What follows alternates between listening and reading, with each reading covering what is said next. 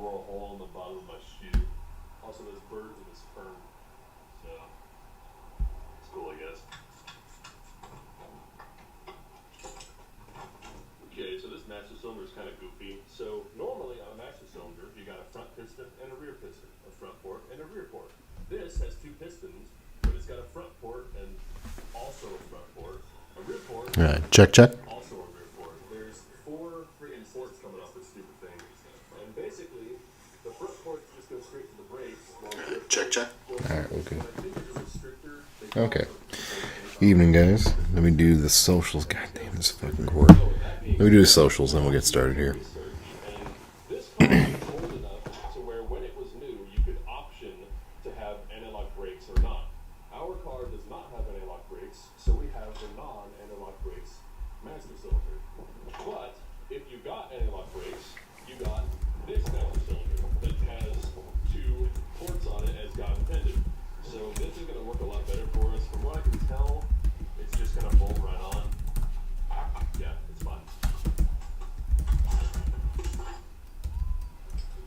Oh, you're a super shitty ass flare. What the hell happened? Why is that so bad? So that flare is shitty ass cheeks. And the tool bit. What the shit? I've never had that happen before. Why? Okay, I bent the tool back. We're gonna try it again. What? Just time. Okay, that one's still not the best, but it looks like it might seal, so we'll take what we can get. Okay, I got 2 okay flares down there, so I'm gonna bend them both into this T. Alright. So we don't need this anymore. Put that away.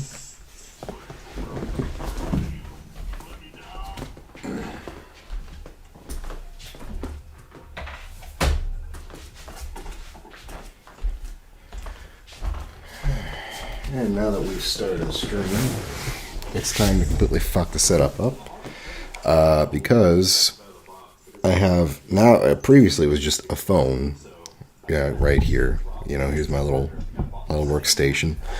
And I can, you know, put 2 hands around a phone. But now I've got the microphone over here, which is corded, which is plugged into the phone. So I have to kind of reach around the microphone, so I might move everything that way just to kind of get it out of my way here. But yeah, so tonight's word of the day is procrastination. This model kit was my Christmas gift last year, and I'm pretty sure that I have said that I was going to build it at least 3 times each month. It's like, oh yeah, I came back to I have the dom to build, you know. I'm pretty sure I've said that so many times. And I finally had a chance to get to it now. You know, it's like, end of the fiscal year, why not do it? Right before October, sure. So, it's just a high grade. It's nothing too special. It's kind of going with the rest of my high grades. I'm still terrified of trying a real grade or a master grade.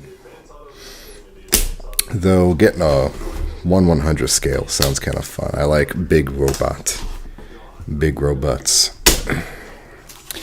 I do have to say, though, I'm pretty much done collecting Gunpla because these boxes alone are fucking huge, and they fill your closet up so fast, like shoe boxes, you know. Like, again, those little spaceships were just the perfect size model, you know. They're about the size of like a couple packs of cards stacked on top of each other. Very easy to build. You can do all the detailing you want. It was so nice, you know. But these guys are huge. They're big chunks. I didn't even get the rest of them out just because, like, having to navigate 5 or 6 boxes, these things is like becoming a logistical issue in itself. I cannot get this box open because I have to reach around the camera. Alright. Put that there. So, let's go ahead and open it up here. We got perps. And we got a laser sword here on the top there. Yellow sword. Oh no, it's a what is that thing? Heat rod? No, I don't remember what it's called. Got those. We got the balls and the butt plate, the skirt, the hoofs.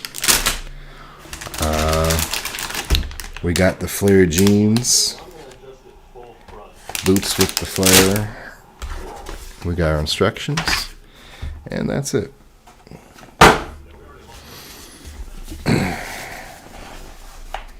This is a really quality instruction booklet here. Like, that's some good quality printing.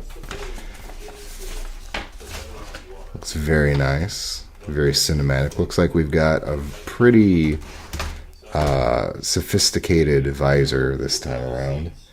Probably going to be a sticker, but it does look like it can be moved, much like most of the Xeon suits have some kind of thing. Alright, and there's all of the instructions. So we can fold this back, and I'm going to fold this guy back. Kind of let them stand up. Alright.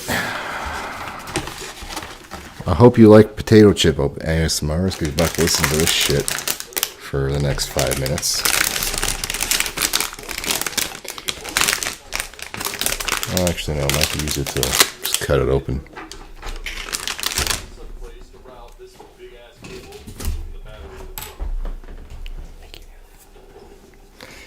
I have scissors now.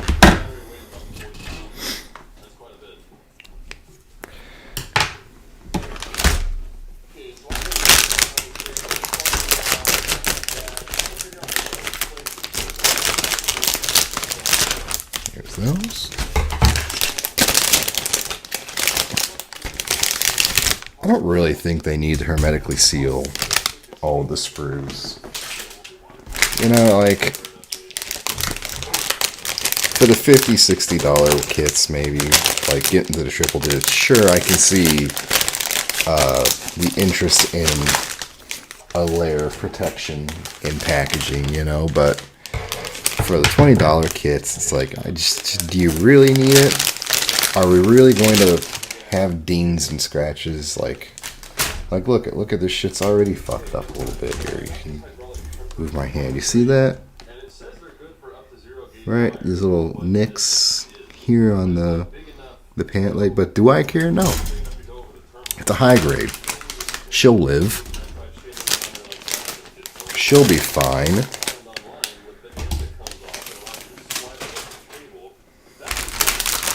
We're not fancy here. Each of these kits generate so much garbage. It's like 5 packs. Okay.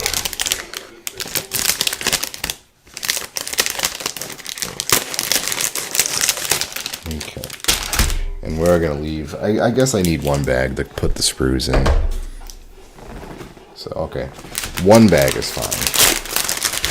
3 is a bit unnecessary.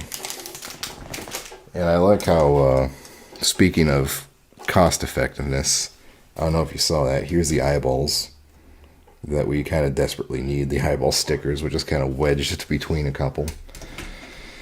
Okay. So we got 1, 2, 3, 4, 5, 6 sprues this time. This is actually a little bit more complicated than some in the past, I think. Let me push the microphone back. I don't need to be this close to you. You don't need to hear me that intimately. I think you're fine. I think we'll all live with these boundaries we've set in our relationship. That's a little bit better. I have a little more space now. I have space to put my hands. Okay.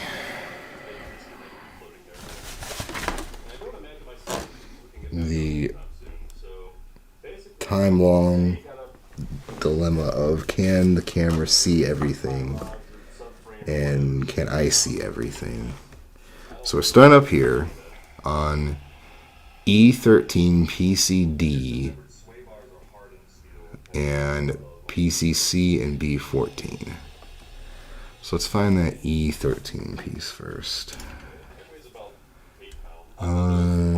This is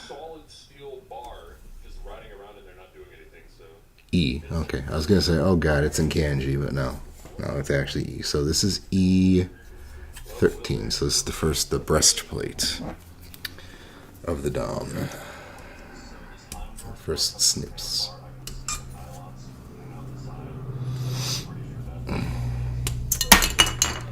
I've got Hater Garage on in the background. That's what you're listening to tonight. And he's just a very, very funny young man. If you ever want to like just watch car stuff, watch someone work on cars, he's very talented and very, very good at that. So it's my recommendation this evening. All right, we need B14 and B15. And I think the B's are this little guy here, looking at this thing. Are you the B's? You are the PCs. Okay, so we'll put you there.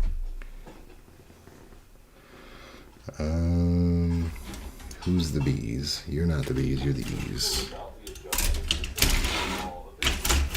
I'm going to put the stickers on the lamp so those don't get lost. Are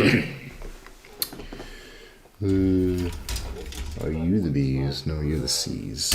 I think it's this other gray set. You are the A's. The black stuff is the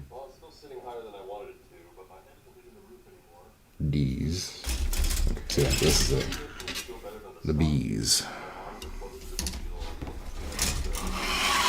So now we're looking for B14 and B15, which is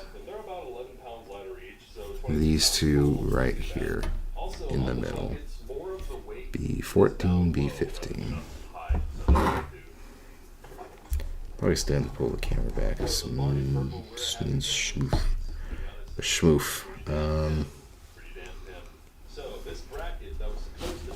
Give myself a little bit of space here. There we go. That's actually a little bit. Yeah, there we go. Slightly better.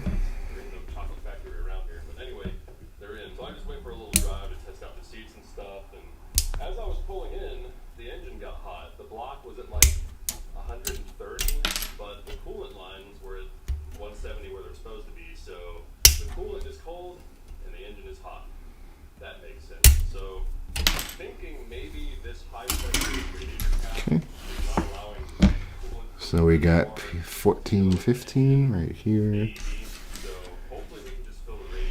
And now we need PCC and PCC and PCD.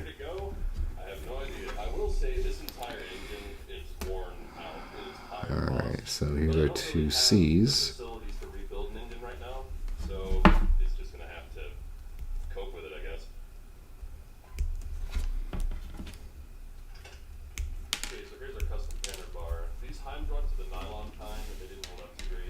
And then one PC D.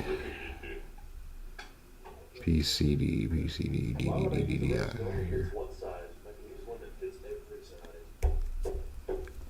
What are these little... What do you see these? What are these? See if they pick up on the camera. Looks like little like dials. I don't know what that is.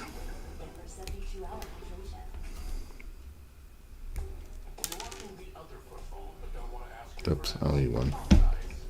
Just occurred to me. Oh well. Not really. This is more like something I've been putting off for a while. I've done quite a few Gunpla. It's just taking me a minute to get back to it. Alright, so we are inserting our little guns into something in here. Oh, we gotta put the PCCs in first. Okay, so these are in. They're actually put in straight this time, which probably played a role in the other one. I've done quite a few Gunpla in the past, but it's just been something I keep putting off because it's slightly smaller than the other stuff I've been doing. Which I was trying to think about. Let's see. 4 ROM hacks. 2 of those Nuzlocke ROM hacks, Skyrim, and all that entails. So these are pointing out like so. Oracle of Ages and Seasons. Oh, the Summer of Speed. How could I forget that? So yeah, like I just kept putting it off as like, oh, I can do this anytime, you know, and like it's just taking this long to get back to it. I have a few wonky model kits too I could do one day, but I don't really have much investment in doing those. Like one of them's like the car from Supernatural. It's like I didn't watch that show. All right, breastplate's done. Bugs the fuck out of me. That's not yellow already. Like I think I get a sticker, but I'm probably gonna. Yeah, here's the sticker, and it's kind of shiny. But I might as well just paint that, you know? Like, what's the point of that? Alright, so now we need P, C, C, and B19. So it's kind of another C. There we go. Okay, so I was reading the SCCA rulebook, and apparently, if you move your battery to the trunk, it needs to be installed in a marine battery box. There's a marine battery box. You know, I need to look up sometime if there are Pokemon Figmas or something like that. That would be fun to do one day. Is this B still? Yes, this is B. Like a Charizard 144 model would be kind of fun to put together, you know? Something like that.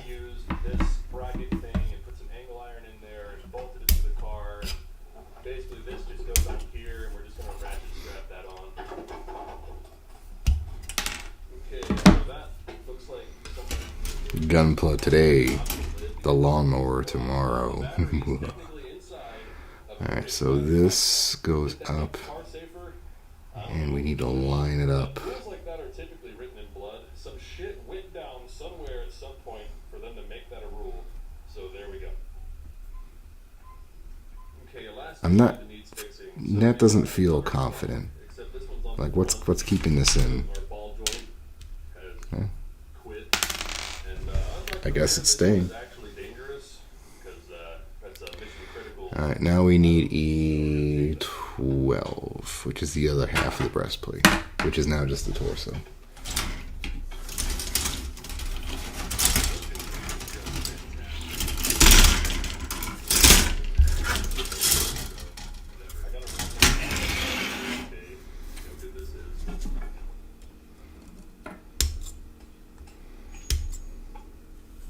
So this ball joint kit was not designed with extended ball joints in mind, so the clamp is a little too small. So we get a bigger one. No car or no car.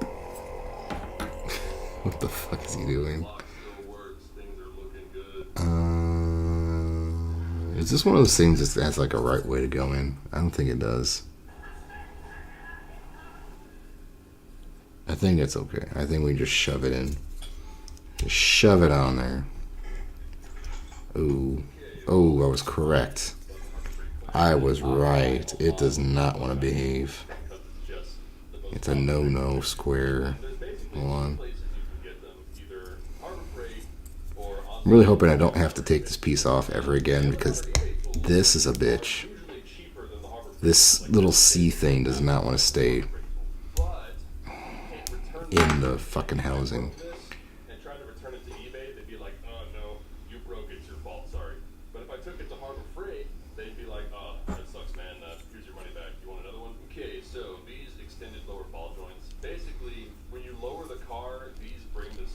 Ah. Where it's supposed to be so it handles properly. And not only are they more expensive, but they also wear out faster. Just because they're longer, they don't have as much. What am I doing wrong here? So when you combine that with sticky tires, I think we just have to like push it, yeah. Just gotta push it in. Just gotta push it in. Fuck it up. Push it in. There we go. Okay. So with the type of modifications we've done, it's not now let me put these in here. So we've removed about 40-ish pounds from the car and relocated another 40-ish pounds from the front to the rear. And we're good. We have 1/6 of a dom. Which should make driving the car more pleasant And we got a snippy. So, all good stuff. This little flashing Oh, yeah, off we right here. change the ball joints so we don't die. That helps too. I'm gonna remove the rear seats, not so much for weight reduction, but Snippy. storage. Because since we put the battery in the trunk, I can't throw the jack back in there, so I need somewhere to put my shit.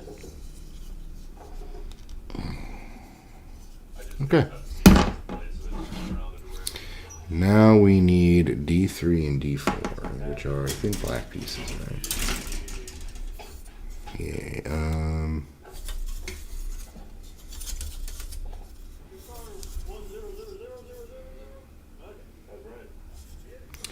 what if those are like molding instructions or something, or settings? Yeah, here's D's. And then 3 and 4 right here. No, honestly, well, okay. These Gunpla are designed or are produced in a way that you don't have to paint them. Like, what you get in the box is that dude, you know? Like, he's gonna look like this when you're done with him. Right, so no painting is required. Now, that said, you can detail them. And I'm sure some people do actually go in and do like a matte, an acrylic kind of painting. I just fucked my whole setup up. Hold on a minute here.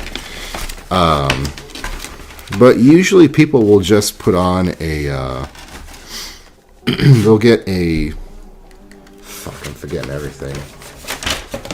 A finisher spray. Like a matte, hell, what's it called? It's a transparent matte spray, and you'll just kind of spray all the pieces like this unassembled, and it'll take that kind of gloss off it. And then you can use ink pens to do the detailing, like these guys here. And this is just a permanent marker. But that's how you get the line work here. Yeah, here we are. Here's the actual pictures. So these are just the stock model. But if you want to get like details like the shadowing in on the hinge parts here, you use a pen to draw those in. So the answer is yes, but really no. There are some, I think you could call them simpler models, where they're not posable. Like, they don't have any articulation. And they usually all come in one color. And those are the kind that usually get a paint job. You know. Those are more of the line of like the original MSV variation, original models from '85, where you weren't really expecting the pose or like do dynamic poses. They just kind of stood there, like the book illustrations.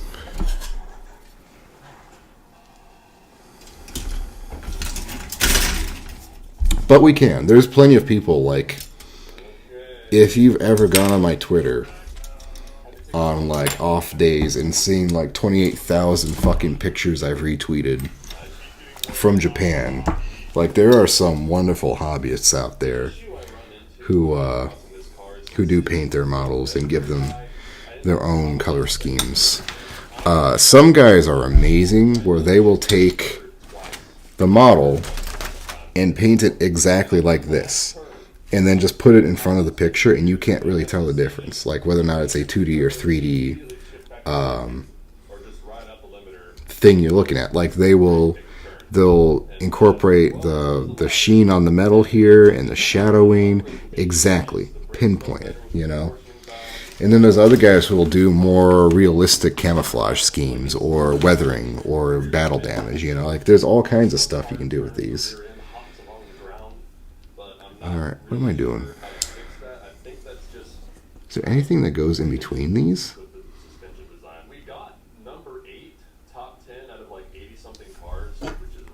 It's saying this goes in there. How does this go in there?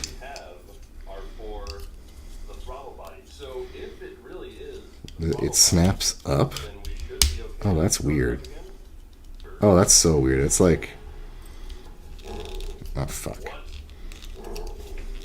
Dude, it's fine. Missed a step. I gotta It's like, say, it's a I'm not really... with electronic throttle bodies. All my other stuff has always been This is strange. This is very fucking peculiar. I don't know how I feel about this thing. it sounded like something in the silver. Every one of these kits has something a little bit weird about them. Hey, it drives perfectly fine again. Never mind. I just tried to drive it home in his home, and it's There. coming up again. Oh, Just get home. Come on. It's like god damn, what the fuck? What's going on here? It wants to snap in, but there's something... throttle sucks ass, and they'll go like, it's actually more efficient. It's better than a cable throttle in every way, except that Is this too far back? would never create this amount of drama bullshit. Well, on the plus side, this means I didn't trailer it back for no reason, because it still very much will not drive. So I didn't waste half my day. So I'm looking at this wiring harness for the throttle body, and it's pretty rough. It's got some exposed wires. What am I looking at here? Maybe this is all it is. If we just This does not help me at all. means it's for sure wired. Like, what's the point of these little ribs right here if we're just going to cover it? Wire. Yeah, so when we jiggled this harness, it made a weird noise and revved the engine up. So that is definitely what's going on. It's a shame I didn't notice that while we were there, but I was tired and wanted to go home, so I just said, screw it, let's go get the trailer. And this has, like, this is so thick. So we need to make sure, like, this piece is not obstructing it. And I'm so fucking nervous about putting this much pressure on a fucking piece of plastic, because, goddamn. What the fuck's going on here? Over here trying to find a serious rear end clunk, and I actually don't think it's the max. This is already such a bizarre set. It's shaken and violent. And no Every one of these I've gotten has had some weird fucking quirk. Is it this little fucking piece of flash right here? shit it is. It's Better not be that. the axle itself or something on the chassis of the car that's I don't know, dude. That's annoying though. You know, I would expect I should just quit while I was ahead. from like an Can't even see in there. not from our What am I looking at? It looks flush, right? Like, engine that's so simple it looks like it's flush against this little component, and they also tie piece here. has a clunk. That shouldn't be. It's so dumb. Where is the noise coming from? Okay, I'm over it for real this time. And it's facing up too. I don't know. For the throttle body, so we're gonna have to put that in.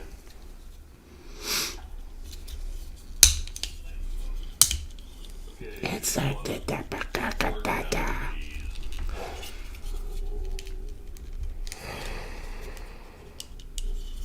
Yeah, that's not right. Dan, why do you do this? Okay. Why are you so I didn't hear it snap. throttles are so much better than cable Probably for that reason.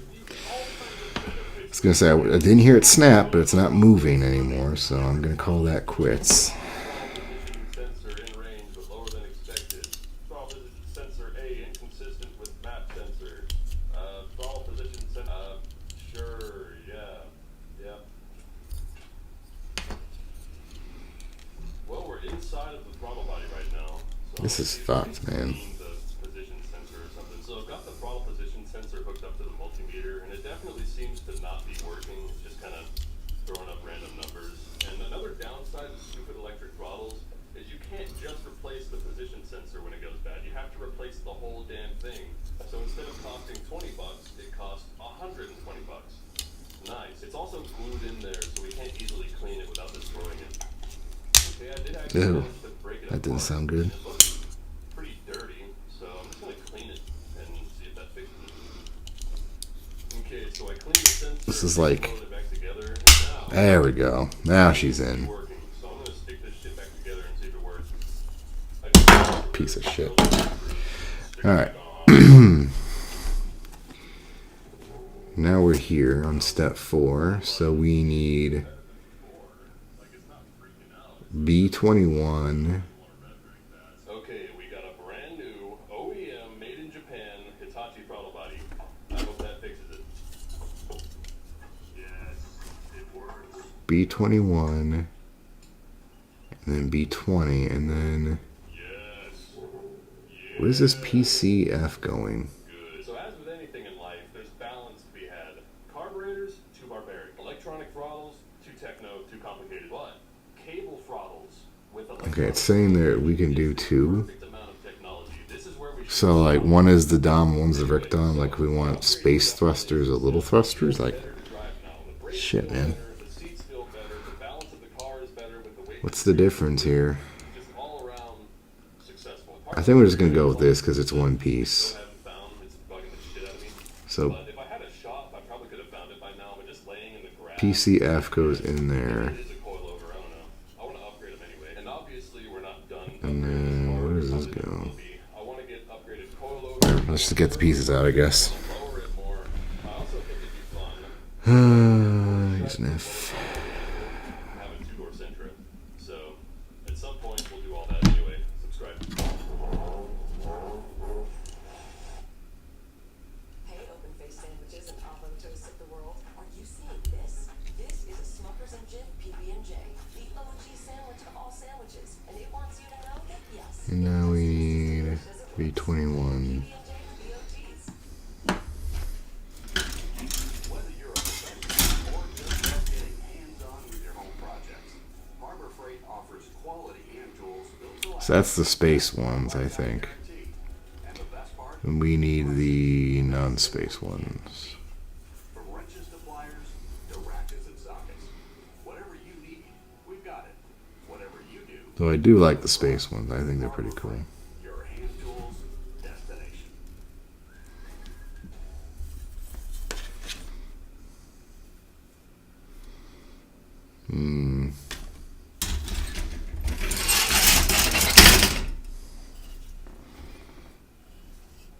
There it is, 21. We're keep it simple, stupid. Keep it simple.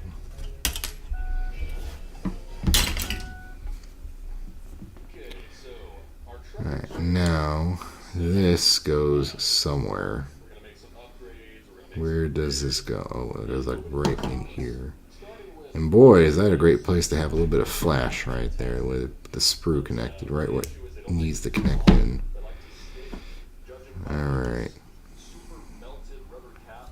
This one's been extremely and it's pointed down just turned into mush, and I'm pretty sure it's because of a stuck brake. like so. Look at those. Is that clicking or I think it just sits because it got a wibble wobble. Spins freely, so it's not Alright, adjusted. that. Then B20. Springs we put on are not shaped enough, so they're not pulling the shoes back in properly, so they just kind of stick out and stay on. So we can probably just drill another hole and put more attention on the shoes. I'm gonna figure out some bearings and steel little work on this. So I was doing some vanilla red runs in Nuzlocke. Oh yeah, here we go. Here we go. Is the good shit.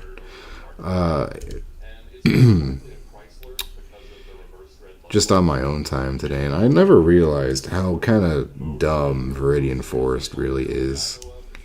It's like no one should ever really have like a difficulty with Brock, just from the fucking Kakuna in there.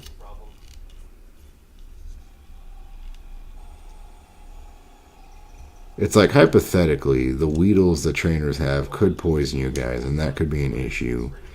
Or you could just have a Kakuna, because it's like a stupidly high encounter rate. And you could just have it struggle and just walk through that place unimpeded. You know? It's a bit clownish. I imagine most people who buy brake clean at Dollar General are not using it to clean brakes, but we're an exception, obviously.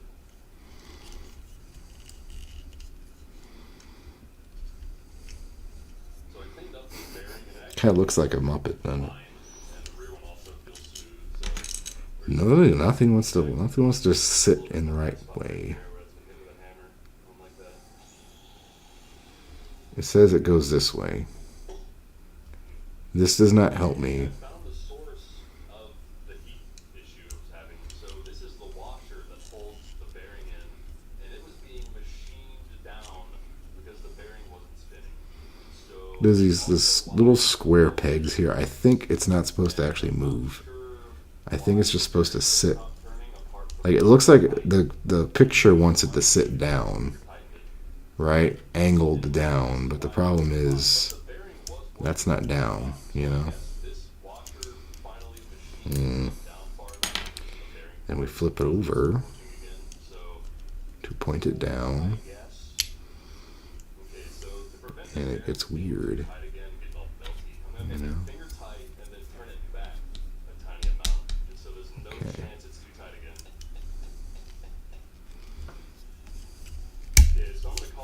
There we are. There we are. Now we got boobies. Boobies on the breastplate. Okay, now for step 5 here, where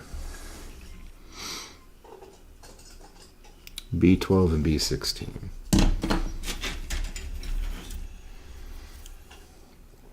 This drum is really warped, and I've been doing some research, and I think That's B.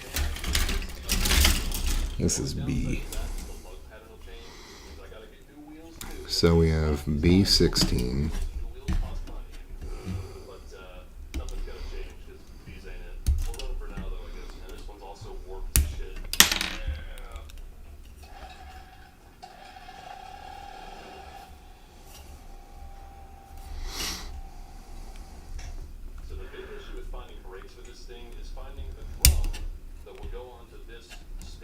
It was kind of a wild time growing up in the 2000s and discovering Gundam, because when I found Gundam, I just thought they were a bunch of really cool action figures, you know. My dad got me a couple for Christmas one year, and, you know, just took off from there. And I remember they were Gundam Wing, Gundamu, because I had a Tallgeese. I think it was a Tallgeese too, and that was like my main dude for the longest time. Oh good, it's time to put the sticker on.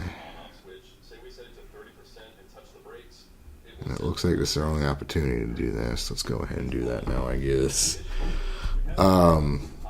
But being a small child and having very little in the way of concept of time,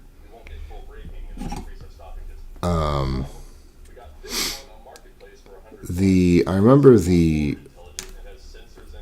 older UC stuff that I found later on, like the Zaku's and all of those, seemed a little more alien to me, a little more monstrous.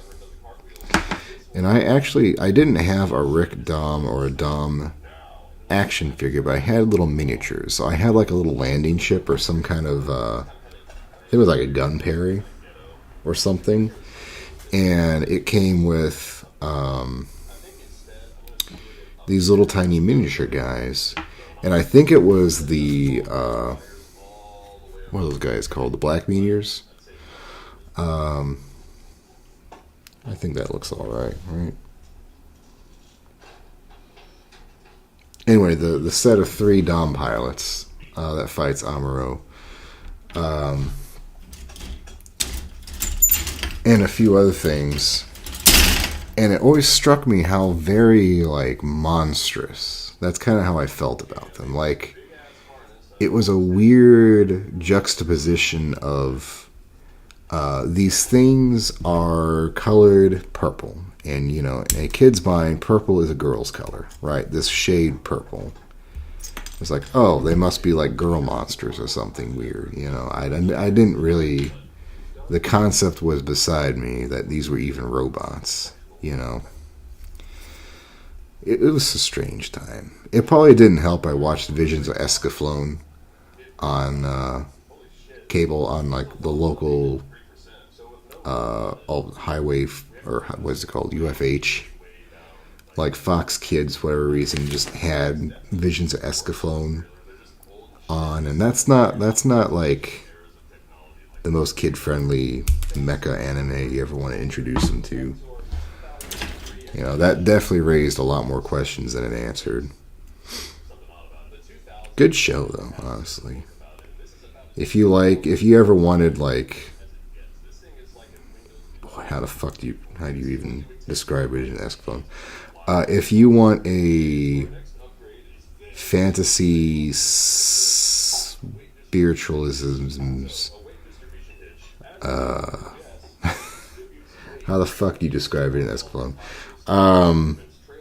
If you like robots made of wood and metal and dragon bone, then Visions of Escaflowne, like the fucking, I don't even know how to describe the the grunt suits for the enemy empire. Like they were like they could cloak themselves, and they had tentacle guns and missiles and a whole bunch of weird. They were just, it was very weird. They were like made of water or something. I don't know. I don't know. Okay, so this ball is too big for our trailer. But we have a little clear visor, a little football helmet. Go on this hitch, and our giant adjustable wrench is not This kind of feels, I don't know, like I was looking at this a little bit more closely. Like they say that's a Rick Dom, but that almost looks like a later, like that doesn't look like the original, you know?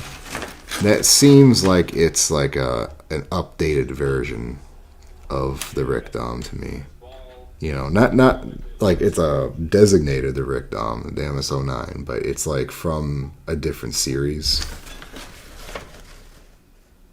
Like it just says Universal Century. It doesn't say it's from MS-09 or MS-79. Yeah, I don't know.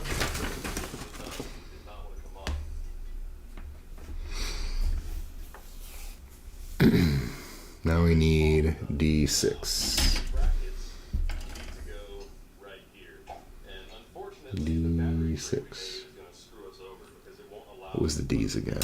D's was like the other gray stuff, right? cut junk out. Here's the bazooka. We get a bazooka and we get this fuck ass giant energy gun. Battery box. Now the next problem, bracket Oh, is these the D's? far apart for the width of our Is these the D's? Yes, these are the D's. Okay, so we need D6. So I think I left the key for our lock on I haven't played a Dom in, so that's gone. why am I doing this like that? I haven't played a Dom in Battle Operations in a very long time. They kind of have like a very set play style. You can't really deviate them from that all much. Like, you take your bazooka, you shoot it at someone's ankles, they stumble. You then hit them with the strobe, and then you come in and give them a few whacks in with your laser. You're not, you gotta keep fucking your heat rod or heat sword or whatever the fuck it is. Oof. See, I don't know about this. Like, the Act guy had this nice little like dial on the bottom of the head that you could turn. And the same with the Jagu. This is, I feel like I'm gonna break this for sure, man.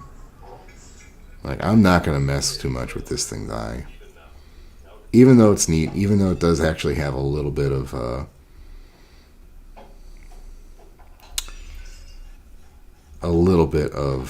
articulation to it.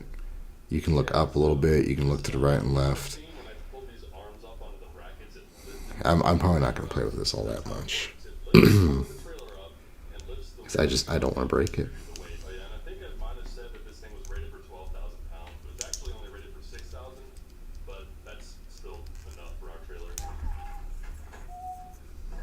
Oof.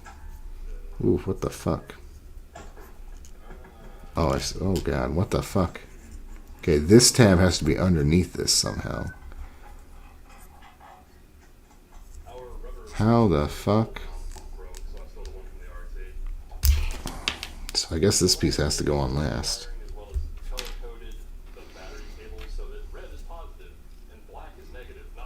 Where's even the front of this thing? It's like right here, right?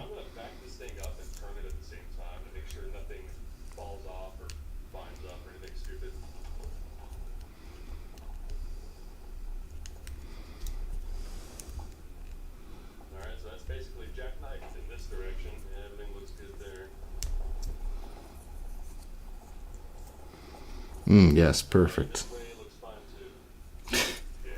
Something's not right here. This thing should not be this fucking cock-assed. What's going on here? There's no trailer behind me at all, which is odd since I know there's a trailer behind me. So it's definitely stabilized the trailer already. Not that it wasn't stable empty before, but now it's like extra stable. Okay, so none of my cars ever have air conditioning, and this one is no exception. However, I've also never made an attempt to fix it at all. I've just kind of ignored its existence. So I went ahead and got some National 134A professional grade stop leak formula. See that guy? Professional. He's a HVAC guy in a can. He's gonna go in there and he's gonna fix it. Oh yeah, it definitely works. So as far as the engine, Something seems a little weird. Yeah, Michael Wine. Huh. I was complaining about a cold Something just feels off about this. I don't sure that's because there's an oil passage somewhere in there to like it wants to turn itself help change your oil off. as soon as you put it in. Like there's these fucking But we've been these guide rails right here on the side, to the point where right? sure it's clean. But they don't line up with the peg. There is the slight issue of it burning coolant. It doesn't burn a lot of coolant, but every month or so, it burns about that much. So, yeah, probably a little bit of a head gasket leak. Just a little bit, but Like that seems straight, but what's the eye doing? the head gasket does. No, it's not. Is it? Is this right? Just throw some cake. Is it supposed to be this far back? Fine, don't worry about it. Well, it's hot and it's raining. I guess it is. Besides air conditioning. Okay, so the radio in this thing is old. I don't know. Decrepit, and the screen doesn't work. It has no Bluetooth or GPS. All of which this has. There. Got this Boss Got a fucking head done already. Look at that. I am never going to touch this thing again. I can guarantee you that. That eye is staying right there for the rest of its life. Okay. Okay, so this plug I don't think we can put the head in right. Yeah, right. thing, Oh, because there's another piece. Okay, now we need to work on arms. Getting there, slowly. Slowly and surely, this thing's getting to culmination. Alright, now, number 7. We're here. We are doing A6, A7 PCC.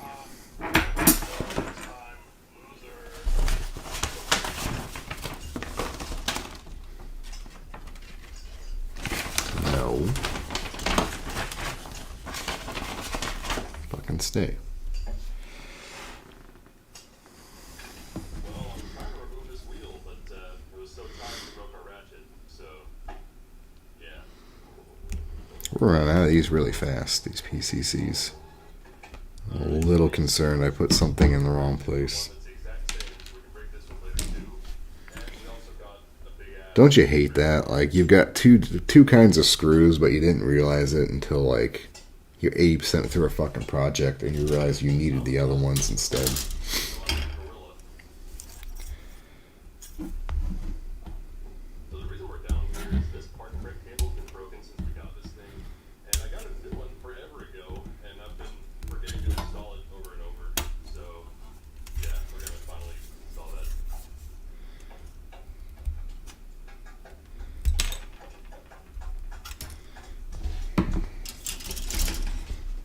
Yeah, the one with two Hi, Rob, by the way. side and not the passenger side.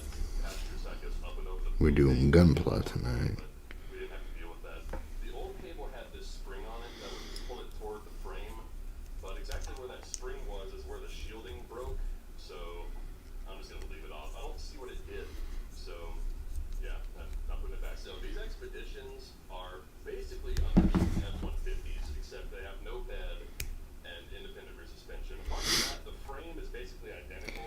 The Dom When I made the revival video on this, is one of those good examples of a suit, of a piece of technology, where, like, I just see them as trucks, so that's what I call them. if you don't really understand all that much about the physics and the thermodynamics and everything that you're making, that you don't really have to engage with the actual hard science, you know?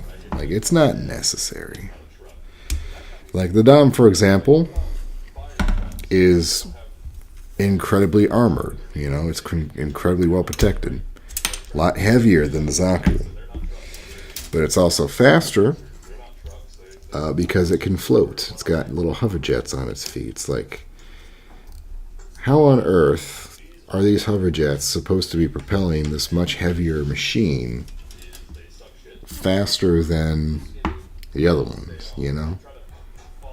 It's like, that doesn't make a whole lot of sense. Neither does the fact that there is, like, virtually no difference between the Rick Dom and the Dom technologically. It's like they try and give a few things, but there really isn't anything, which is why the model kit is virtually identical beyond, like, what, a couple boosters. Despite the fact that I'm reasonably sure a hoverjet or a hovercraft would not function in the vacuum of space. Oh god, that's not good. That's never a good sign either.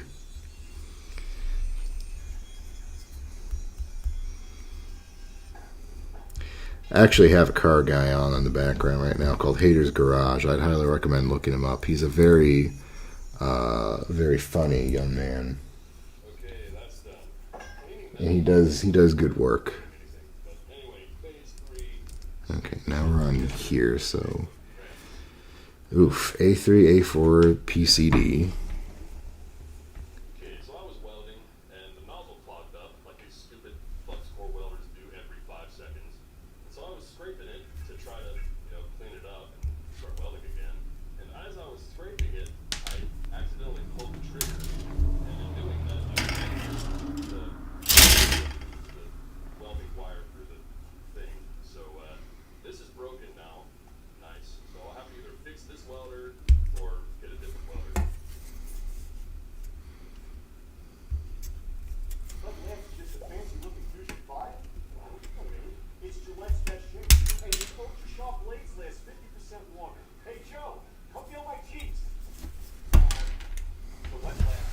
That's the man you get. Keeps getting better. I feel like I'm accidentally moving the camera every little bit because I'm moving the wire going to the microphone. I'm also feeling like my microphone or my arm is blocking the microphone every once in a while. Okay.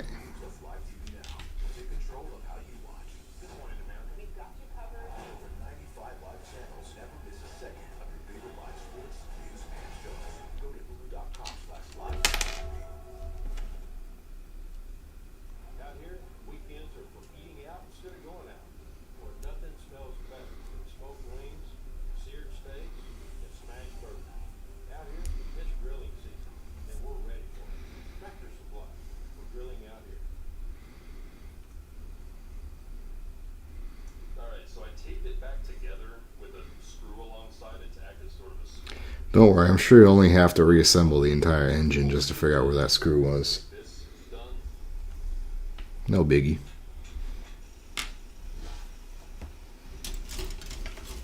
Oof, I fucking hate ABS sensors.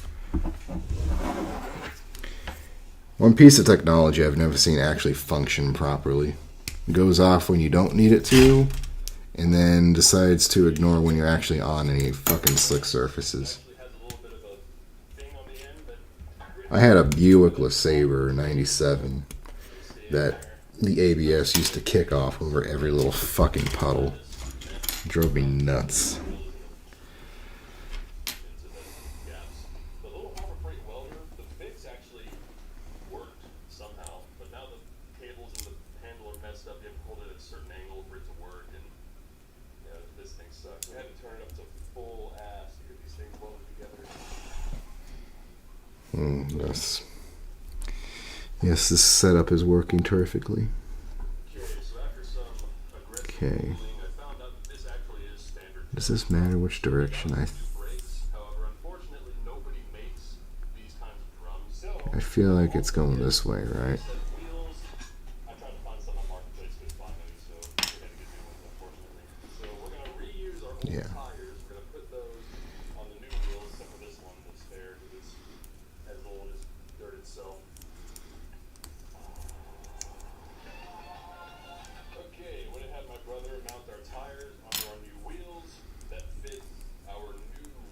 There's a gap. A teeny tiny gap in there. And it's bothering me. I don't like it. I feel like this thing is not lined up exactly as it should. Should not be a gap. And these new ones, unlike the old ones, are self-adjusting, so they're maintenance-free. I ran out of grease, so I dug around at my dad's stuff and found a can from 1996. And that's the culprit. These don't want to go into little pegs. Or the pegs don't want to go into little holes. Ugh. Jeep Cherokee. Ugh. Yippee-ki-yay. If it's already at the rust and duct tapes phase, you probably got maybe 50,000 miles on that transmission, I bet. I have absolutely no love for Jeeps.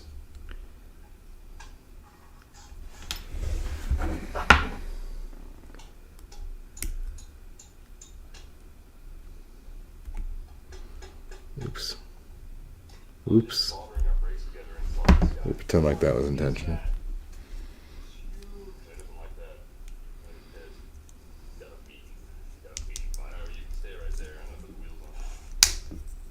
There. Oh, God. How the fuck do I... Why is all this shit happening like this? Like, why is it even possible to snap it on one side and bend it out of the one way direction the other? Ugh. What is going on? Oh, I get it. It's the little thing. It's got to come... It does not want to do that, though.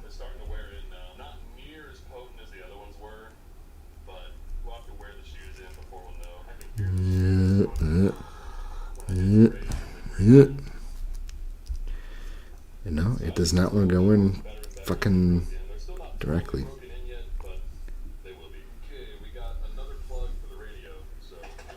Get a little bit of elbow grease here.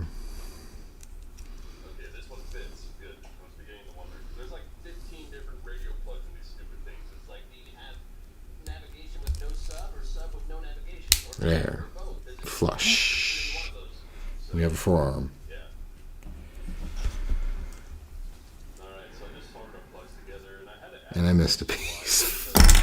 Fuck. Did not use the same wire gauge as the one from the radio, so we had to beef it up a little bit. Okay, let's see if this thing turns on. Hey. No, I have to unstick them. I hate unsticking things. Gunpla does not like to unstick. This shit's like particle board. Once it's together, you really, really don't want to fucking pry it apart again.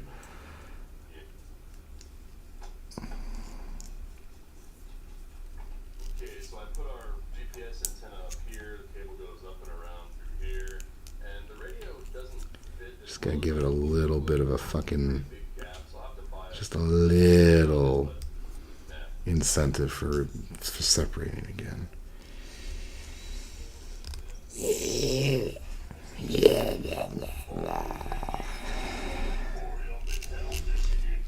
should probably not hold a fucking knife while doing this. Yeah, I get that. If it runs, it runs. Find your dream automobile here. Uncle Ricky's used car emporium. I'm just hoping one day Chrysler will get it together. They own fucking Jeep now, don't they? They'll get their shit together and actually make a vehicle that lives up to Jeep's legacy and not just shit boxes. Basically a brand new truck in here. The only thing we're missing now is a ball chiller. And I'm not talking about air-conditioned seats. I'm talking about a vent between your legs right here that chills your balls. And I'm thinking actually the ball chiller might be extinct. I can't think of anything that actually has one. And that's sad. Alright, I picked up some mesh to stick onto the rims.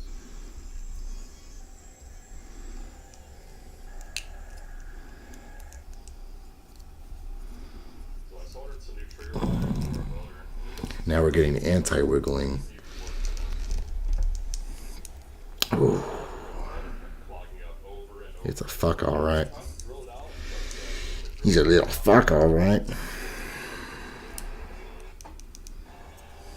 we got welding I think it's extremely telling that we've been at this for an hour and I've only had one arm almost assembled.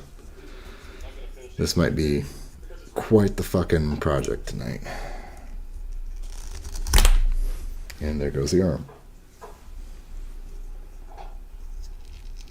If I can just slip it in, I probably can't, right? I don't even know what's actually holding this thing together. No, I can't. It's this little fucking pad thing. Actually, I might be able to just squeeze it in. It's rubber. So the first test is going to be taking the Sentra auto crossing to make sure the brakes work and the wheel bearings are good and the hitch is good and all that stuff. Granted, if I can do this, I don't exactly have a lot of faith in this part to hold anything. Because I'm pretty sure it's a wrist. It's connecting to the wrist. Alright, I went ahead and welded the mesh on the second ramp and had to fix the welder again. This is what it looks like currently. It works, you know, it's still good. It works fine. But anyway, both the ramps are done now. Really need to figure out how we're going to attach these. Yeah. It really seems like the mystical days where you could get a car under $1,000 have just disappeared. I don't know where these fucking cars have gone. It used to be you could get on Craigslist, you could go to the auto auctions. Ah, thank fucking God. No problems to report so far. There. Okay. Now we can squeeze it all back together. It used to be you could get a car for a decent fucking price, you know, like... And I'm talking like not even the 10-year-old 100,000 miles. I'm talking like 20-year-old guys in like nearing 200, 300,000 miles. You know, like the true beaters. And you know, you're gonna pick it up with the intent in mind that you're gonna work on it. There we go. Look at that. We got an arm. Let's do it again. But it seems like those are just gone. And I don't know where they've gone. Like, I've looked online. I've looked on Craigslist. I've looked in the periodicals at the supermarkets. Like, those were always my go-tos back in the day. I'm kind of wondering if Facebook Marketplace has, like, absorbed them.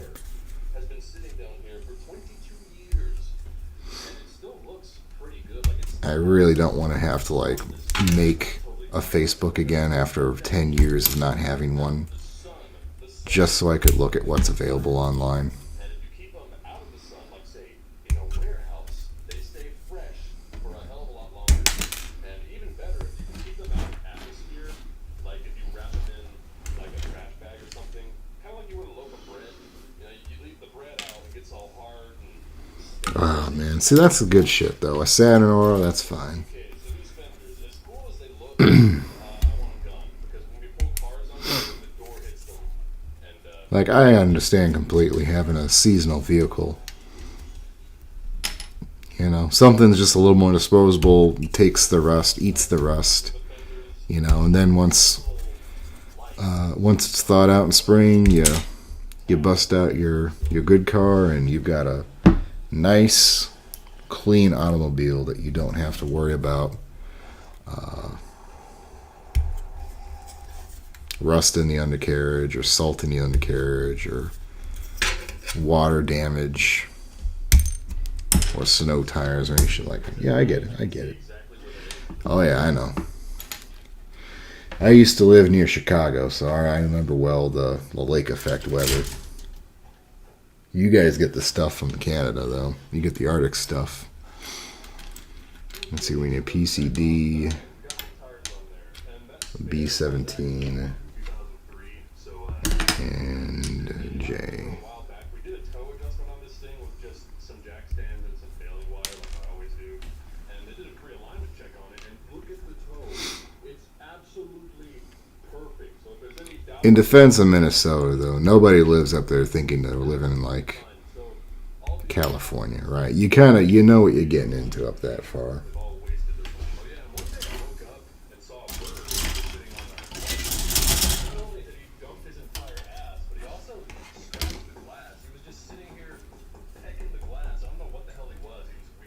Yeah. What are they saying the first snowfall is going to be for you guys up north? Because they keep saying it's going to be a pretty intense winter this year. And I'm inclined to believe them with how very, like... In southern Indiana, we had a very, very mild summer this year. Like, we had maybe a handful of days where it's triple digits, when that's, like, usually the standard. You know? Since the sidewalls are so thick, they don't squish down as much, so the whole truck is noticeably They're saying it's going to be a pretty rough winter this year. 1 inch lift on the thing, which, isn't great for our gear ratios, but it is what it is. This headlight's filled with water. Good. Okay, so I was gonna make trailer ramp holders to put under the back here, but the ground clearance on this trailer sucks already as it is, so if we put a ramp holder under there, it would suck even harder. That's pretty good. Just put it up here somewhere, but I don't want to carry these things from up there back here every time. They're heavy. So I got this big ass piece of round stock. We're gonna stick that on there and somehow make hinges.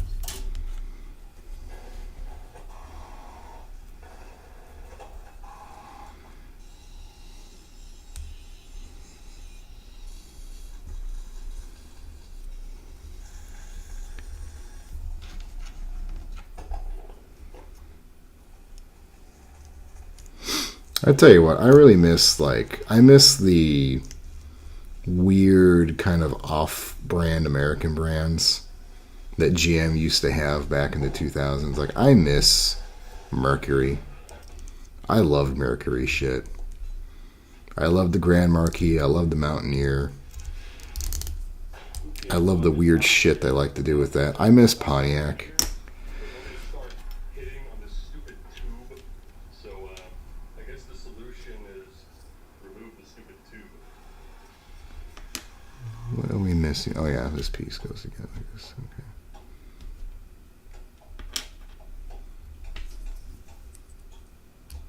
Brutal. A while back, I remember looking at this pipe thinking, I wonder how Yeah. it's on there. I wonder if it's gonna fall off. Well, that sounds about right. Brutal though. Never going anywhere. That doesn't sound good.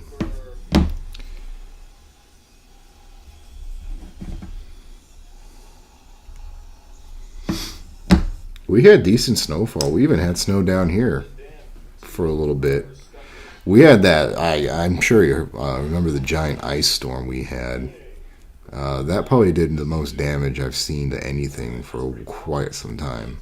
That's really tall. Yeah, that's like comically tall. Okay, so this swings up. Let me slot this in here and put the pin in. And now that stays. Nice. Obviously, I think we're gonna. This has been such a strange year for me. Mentally, I'm still in spring. And here we are at the cusp of fall, and it just occurred to me. I was going through, man. Okay, so the pivot's up there. I was going through my shed, and I found these little pineapple lights we put out every summer, like little festive pineapple lights. It occurred to me, man, we didn't even have time to put these fucking things out.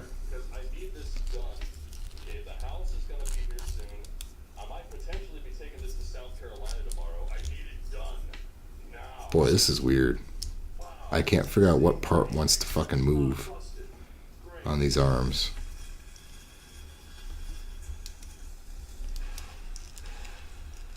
Oh, God, a 92. So that was before the fucking Oldsmobile egg things, too. That was still a box. That was still a boat, I bet. I miss my fucking Buick so much. It was a great little fucking car.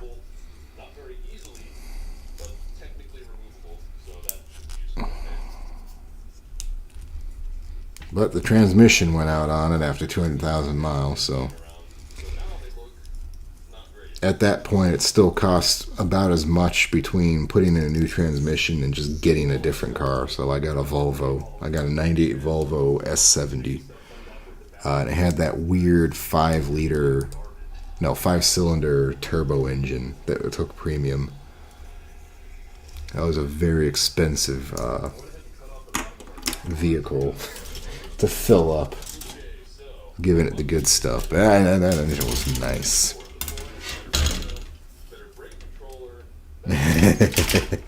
I bet with an interceptor engine. We got better wheels, new bearings, new brakes, These are big hands. Look how big these fucking hands are. and we removed the fenders. And some big paws. A lot of work. Let's see. We want. Get a bigger truck and an all aluminum enclosed trailer. Yes. I guess the bazooka does have. We'll do 2 grippy hands. So a trigger hand and a grippy hand.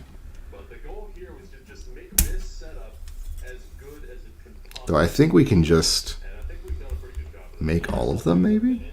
We have 2-valve 4.6 liter. Now, Yeah, I think we're gonna make all of them because the Triton engine is basically we want to do this the saber too, the lightsaber. 3-valve 4.6 and 3-valve 5.4.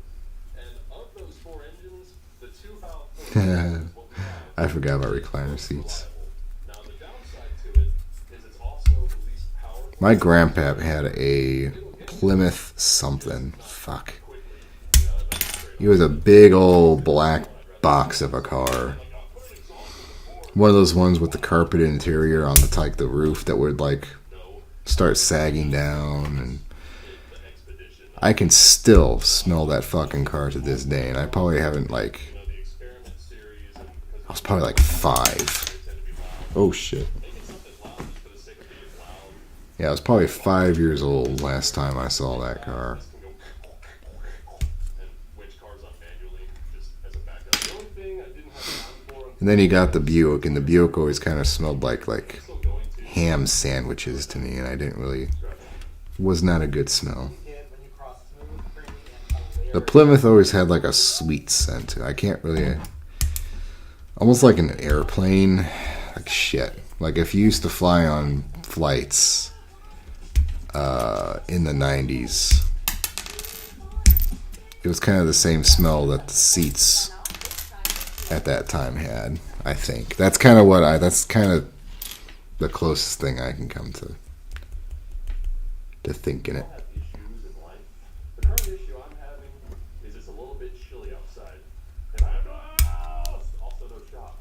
And yeah, I need to get some stuff done. I already moved the beamer before that, but that's later, don't worry about that. So yeah. We're just gonna pop all the fucking hands out and put them together. Come what may. I'm gonna knock this down at some point later on. Yeah, I'm gonna take the breaker box for the shop. I'm also gonna go crackhead and take as much of this copper wire as I can as well.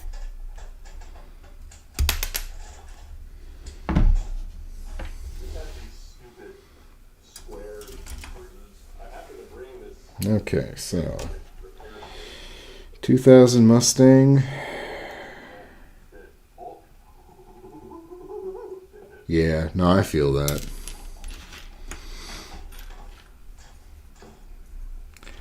I don't know. I can't be particularly sympathetic with a 2000 though. Like that, I've always been a big Fox body guy. You know, there's a real schism in the Mustang community. I think between the Fox body and the next generation. You know, like it's basically a generational fucking schism. okay, so it's about time we get the crucified E30 out of here. Okay, And, well, got the trailer, so, you know, which thumb goes on this? what we're trying to accomplish here is ram. I think it's this one. Look, in the way. Gotta go. Okay, I thought beating it with Like when I was growing up, it's not, the cheapo creepo cars were the Mustang, the 2000s Mustang, so the long one, the Ford Taurus, and the Buick LeSabre. You know, those were what the fucking all the high school kids were driving around as their fucking first cars because they all get them from their grandparents. You know. What was the other one? Ford Taurus, Grand Marquis, the Oldsmobile style. That was the other one. there's a right way and a wrong way to do things, and this is one of those. Pew, pew, pew.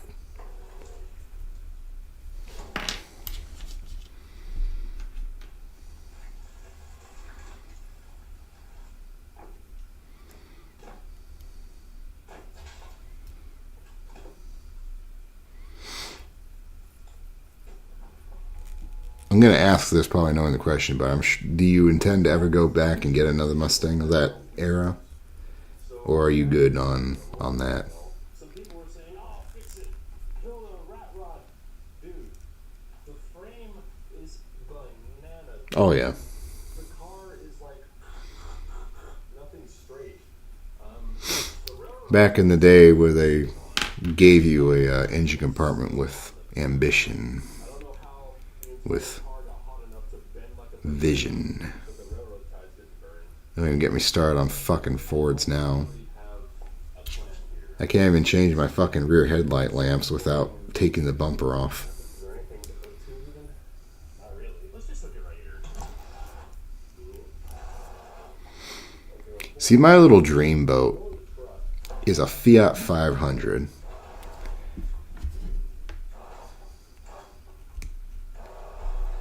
With a manual 5-speed. That's all I want. Maybe the sport configuration, maybe not. I don't know. But I've always been kind of mesmerized with the Fiats. That 2010 revival of them.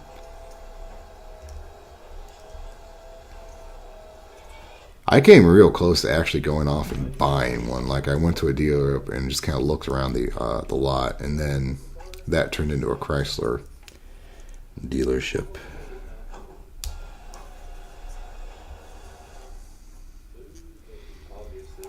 Alright, so we got our fisty. Put the grippy over this side. Alright. God, even the fucking shoulder pad.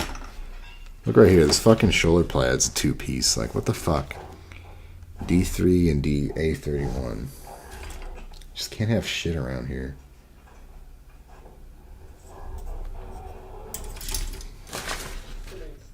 What the fuck? This is what we're building. And here's A31 right here. These red pieces. Like, they really wanted to go so far as to give you a red trim on the inside of this fucking... Like, who's gonna see this fucking shoulder pad?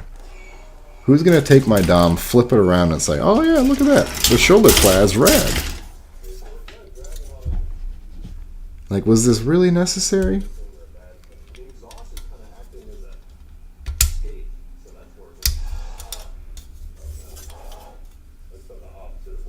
Yeah, I feel that.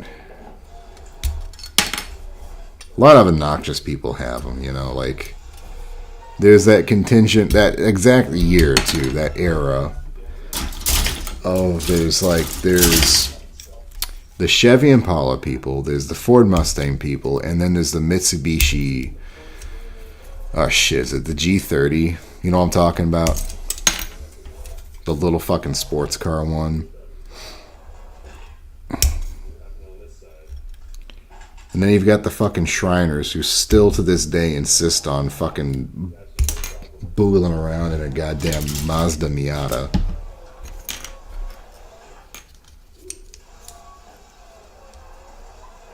Yeah, I would be doing the exact same thing if I had the tools and the space to, like, to be doing that kind of stuff.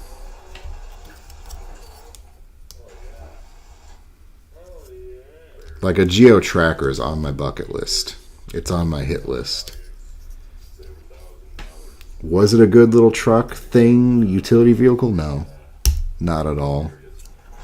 But it's always been there. My Lenore. My Cleopatra.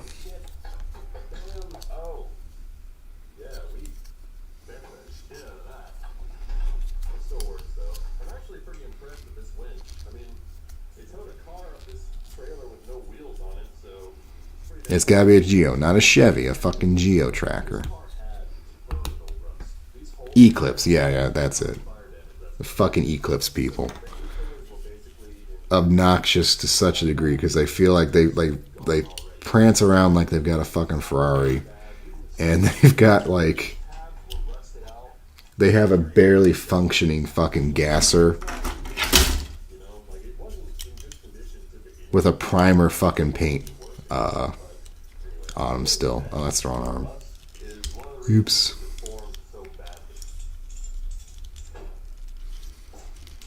Every town has that fucking group of people.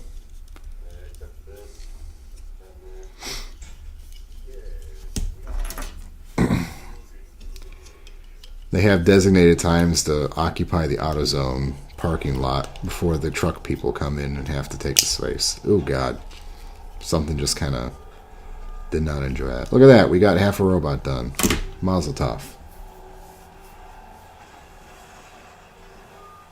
Yeah, I get that. No, you're right. It was the Eclipse. I at least have a fucking parking lot. Or not a parking lot, a driveway. I could potentially do stuff in. I really need, like... I need the jacks and the ramps. That's what I really need to get underneath the goddamn vehicle. With the D's. The D's. This thing. Here it is. The fuck is this thing? Yet another piece of the helmet.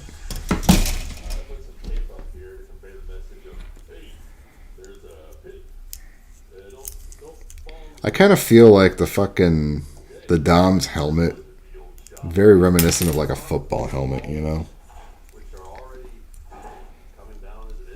Like, I feel like people who read Shield 21 would really like this thing.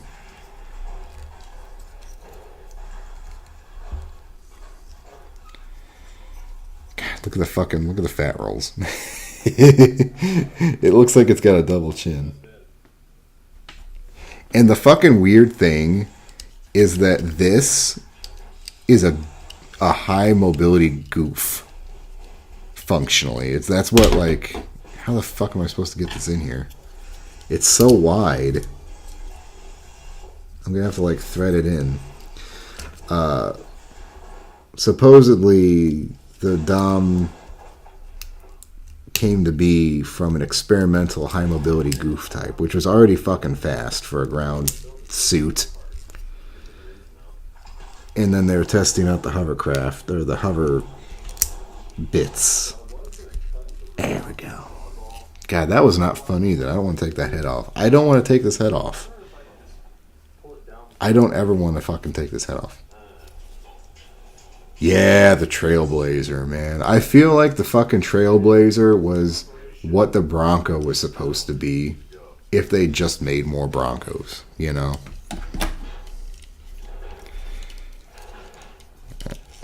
So he's just gonna hang out for right now. Half a robot.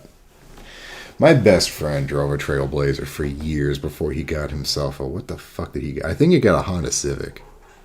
Coupe. If I'm not mistaken.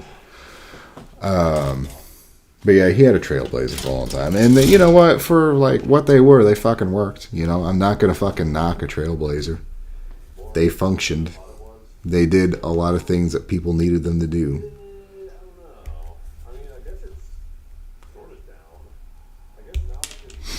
There really isn't a car like a Trailblazer since then, or like a vehicle like a Trailblazer, where they're just unabashedly, it's like, here's a truck, it's fully enclosed, and it's two-door.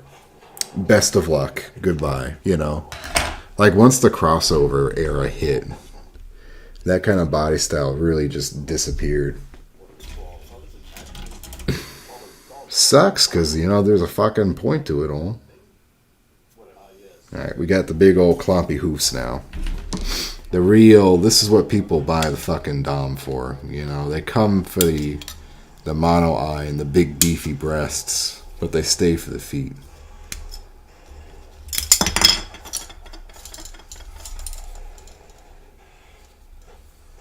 I mean,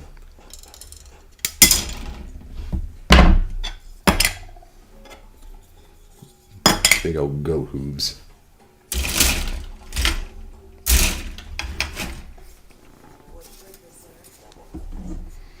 A spectacle for the senses.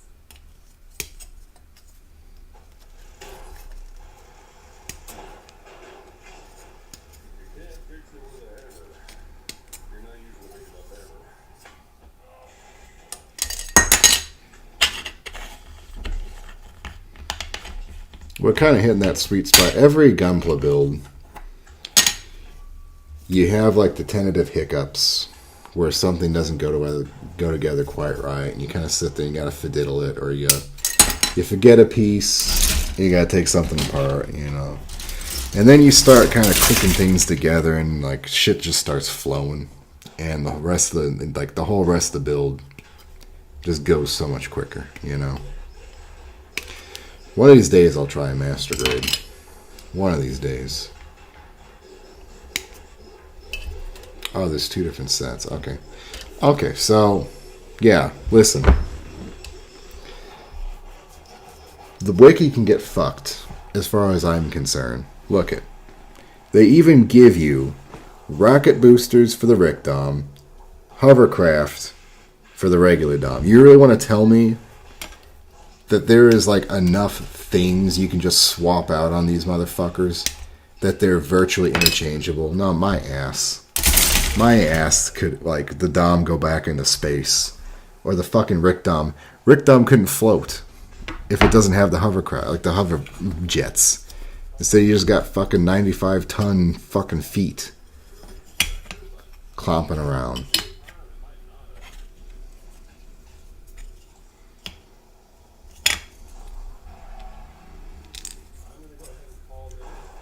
Like, and they did the same shit with the fucking Zaku, right? They tried to insist that there was a fucking ground variant Zaku so they could sell you the kit again and put in a whole bunch more fucking World War II encyclopedia artwork. And like, you look at the Zaku and you look at the Zaku J and it's like, oh, it's the same thing. It's the same shit. Welcome back, I made a foot.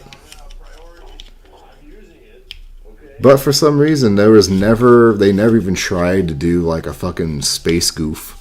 You know, there were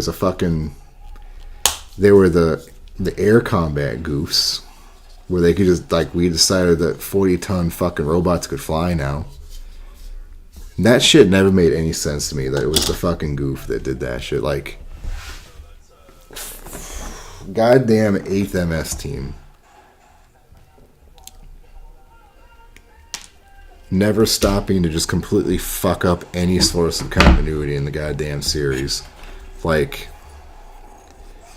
oh yeah, these fucking goofs can fly because, you know, getting a tank in the air is such an easy fucking task, you know. But put him into space? Oh no, we can't do that. That's just too far.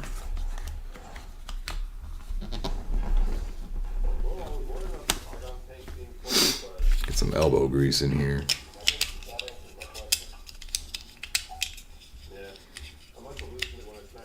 I always wanted a PT Cruiser or a Chevy HHR. I really like that they tried to bring back the fucking that particular body style, but they still fucked it so hard that you have to get the fucking tire alignment proper, like fixed every 10,000 miles or so because it fucks up. Alright. We're done with this page. We got the feet, we got the torso and the arms and the head done. Now we're moving on to a new page. We're on step 16. About halfway through. Give or take. Alright, now we need B3, PCC, PCC, B2. This is starting to get a little easier too, because we're running out of pieces to do, you know. Process of elimination is becoming easier. That did not work as well as I hoped.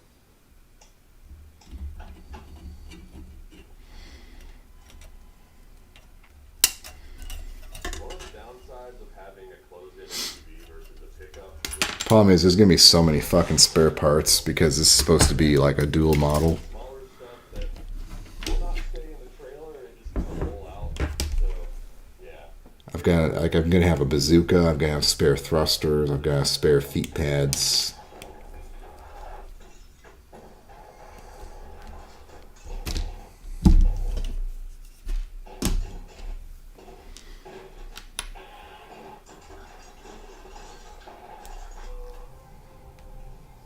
Sometimes you get lucky. Like the Dragu, it's just a Dragu. You know, there's no extra pieces.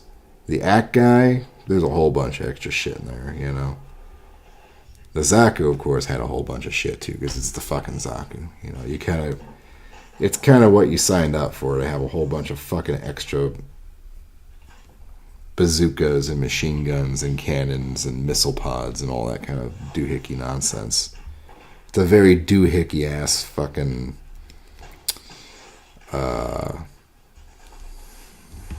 suit, you know. Okay, that's probably a kneecap or a knee joint. And then we need C16 and C17. I feel like we're missing something with C6, number 6. Oh. Wants to do this now. This just you could just make this an extra step. Like that's just can't see what I'm point at. These are the same step. This could just be what, like 2 steps, you know, 16, 17, 18, you know. Like if you're gonna make me follow the fucking numbers like this is painting, you should keep things on the numbers, you know. Because I was looking here and I was like, you know what? That looks like there's already stuff in there. Where were those instructions?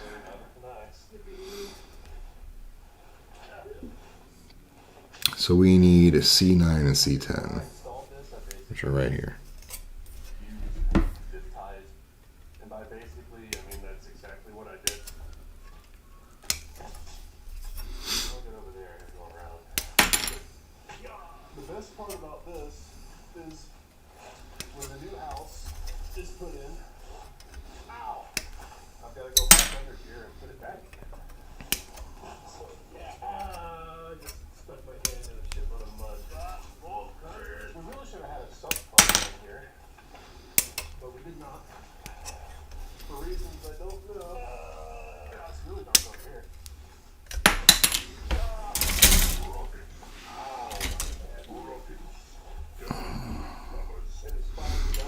And PCB.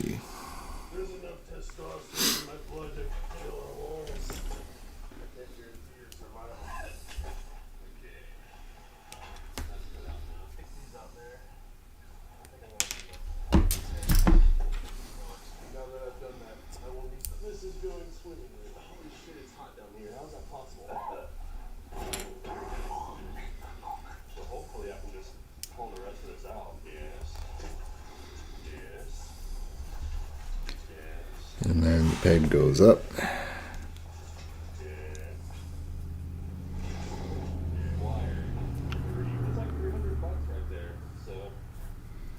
What's the fucking point of this?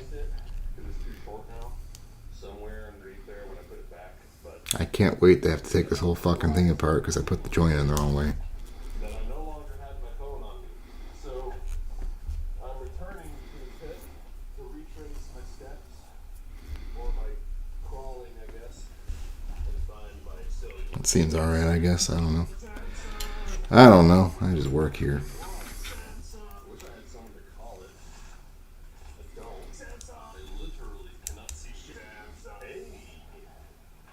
Samsung. I actually prefer Motorola over Samsung, but I got the free one, you know, the free upgrade thing, US Cellular. It's not that bad, but if I were to buy a phone, I'd get the Motorola. Remember Blackberries? Those suck shit. I never understood Blackberries. I guess that's why they don't exist anymore. My broom handle broke.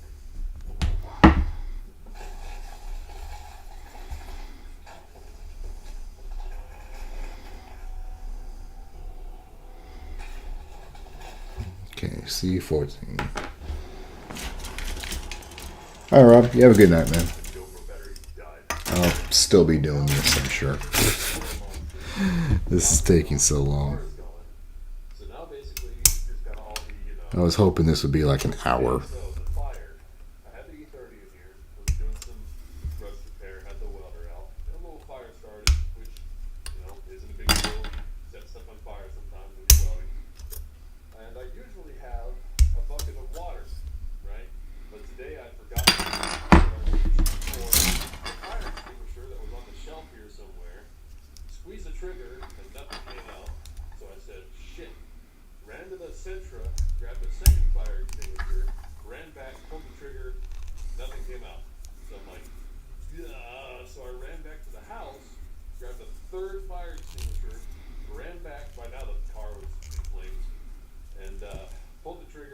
See, I don't know about that. So, past that point, That seems like that's not the direction you want things to bend. buckets of water on the house, but for whatever reason, the wind was blowing that way, where usually it blows that way. So that was unfortunate considering it was, blowing the fire into the house. So, yeah, that's basically the story. So, I forgot my bucket of water, the fire extinguisher didn't work, and the wind was blowing in an unfortunate direction. So basically, the moral of the story is the fire extinguisher. I feel like I'm forcing this. Maybe I should try the other one. Where'd the other one go? Here it is. Let's try this one. Anyway, look at the clouds though. That's so nice. Let's go. If you want to hit a high note, bring the sabor, modelo chelada. Authentic Mexican beer, bold fruit flavors, and a hint of spice. Oh yeah, no. Never mind. I see the problem here. Bring the sabor.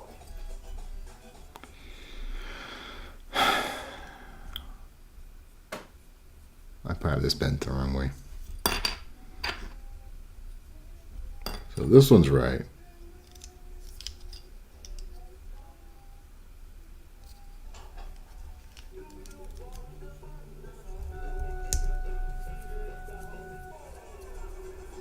This is the right way. Okay, I want to buy junk. And some of the junk There we I go. buy is really far away, so I bought this junk to buy the junk that's far away. This is a car trailer I got on Marketplace for $1,100. There we go. And being at $1,100, We have a thigh. it's not all bougie fresh. It needs a lot of stuff. Looks pretty fugly. The wheel bearings are not happy. It seems like the wheels are about to fall off. It needs to be What the fuck is going on here? B1, B8, B9. on mobile phone actions, which I don't even know are legal or not, and more stuff that we're gonna run into, like rust and whatever. Luckily, I should have. Is this just the spaceship? Let's just skip the spaceship. Fuck it. Okay, we'll get stuff as we go, but for right now, I'm just gonna, do the. Or do we need a spaceship? How bad do we need fucking spaceship here?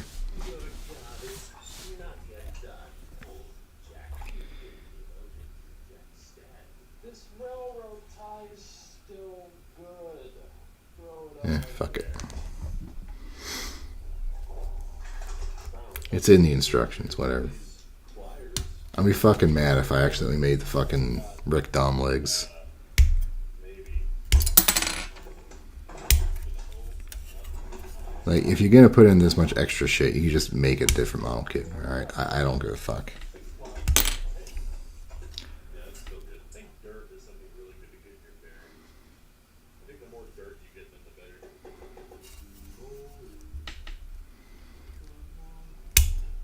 Okay, so the return spring on every single wheel on this thing is broken. So I went today and got one that I thought might work, but it's a little bit too short. So I brought a generator and bought the finest drill money can buy, because only the finest will do for the precision work that I do. And I'm just gonna drill these holes PCE. in the spring work.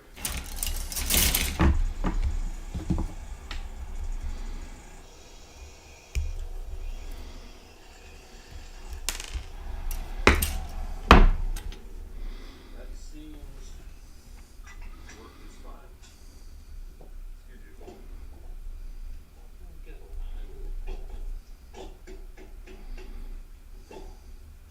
So these bearings actually don't look bad. They're zero preload, so basically you torque them down with the wrench, loosen it, and then finger tighten it. And as the bearing wears out, the wheel will start to wobble. So every now and then you gotta come back in here and retighten this nut. Okay, so I torqued it down, spun it a few times, loosened it back up, finger tightened it, put the cotter pin on, and you can see I can still move that nut, but that's all it gets. That's done. So this thing has these things on it called bearing buddies. Basically, they like keep the grease spring loaded. I've never heard of them before. I don't know if they're any good or not, but anyway. We'll just call it a high mobility Dom. How about that? Do everything I did on this one to all the others. Alright, finally we get the fuck around with the pant legs.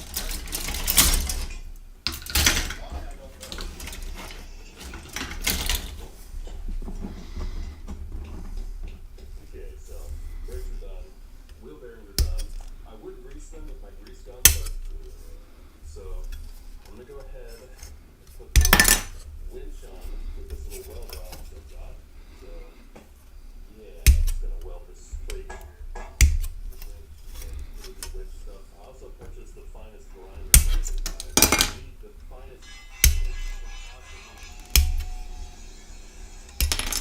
Just occurred to me, we haven't even started on the fucking hips yet. We're just making the legs. That's a bit backwards. Usually you get the hips done before the legs.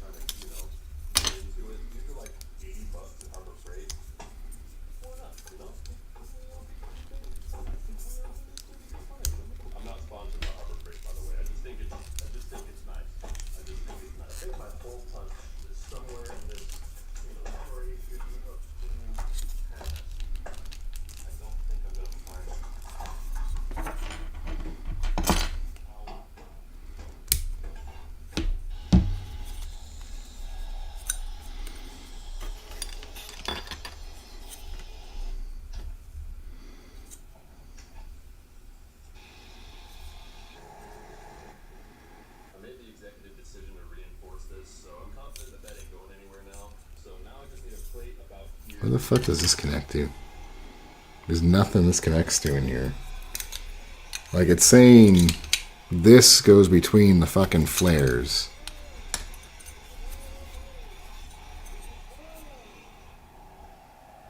Oh, because I missed a fucking piece. God damn it. PCC. Okay. That explains it.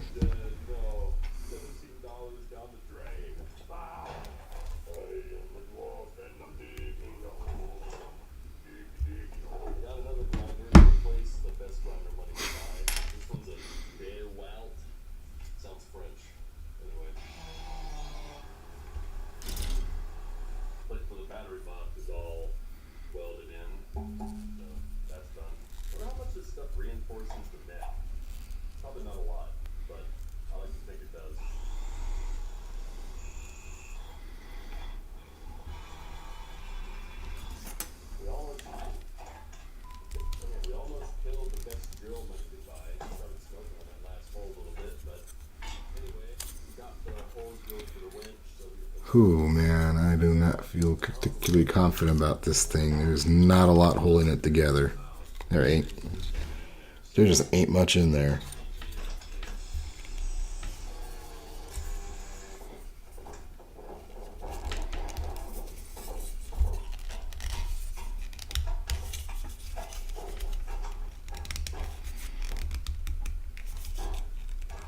There we go.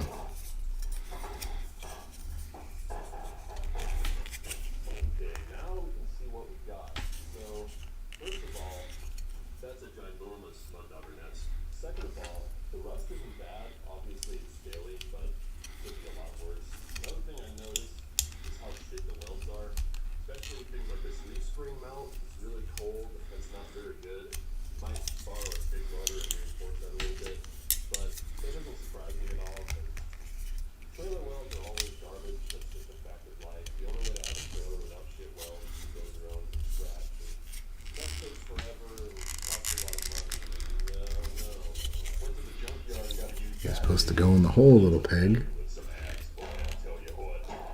You're supposed to go home, little peg. Go home.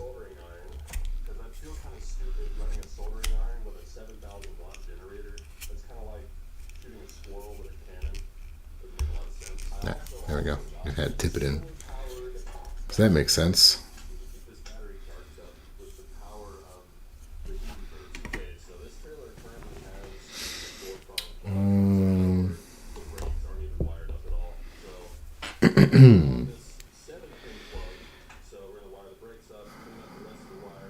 D1.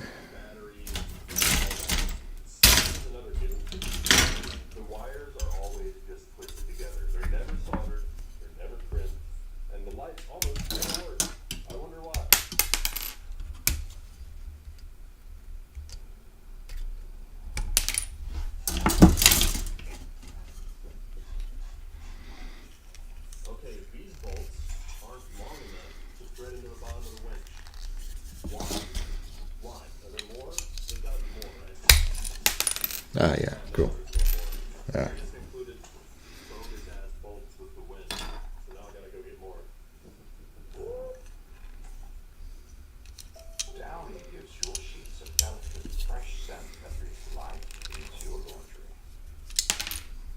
fuck you. I didn't want you on there anyway. So they add savory seasoning and tempting buttery flavoring to every delicious twist. Now that's enough to make you build an all-pretzel pantry. With the biometric security system. Is there more? There's some more going on here than meets the eye.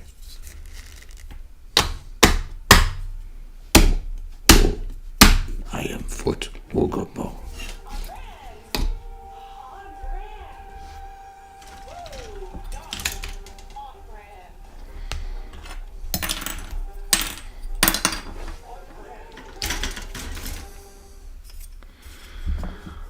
All right, and with these last snips, we're done with our first sprue.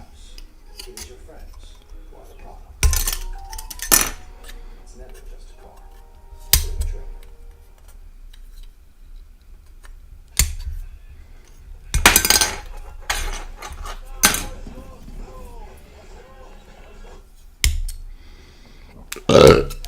Fuck. Excuse me. All right, anti-sprue. First one.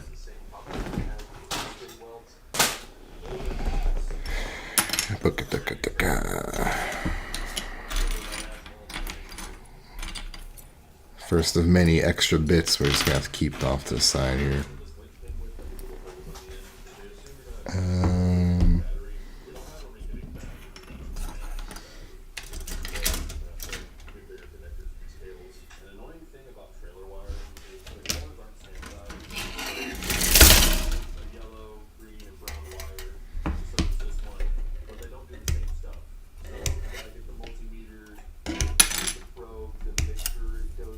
You know, we could probably end this one too, right here. What do we need 11 for? 11 goes on the ass. I think we'll just leave this one. Last thing I want to do is clip off something and then forget about it and then, like, spend half an hour looking for it. Yes, I will definitely trust this flimsy piece of plastic to not break off and lose my license plate. Yes.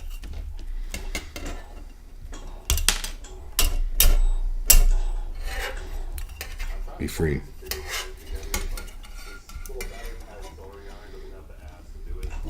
There we go.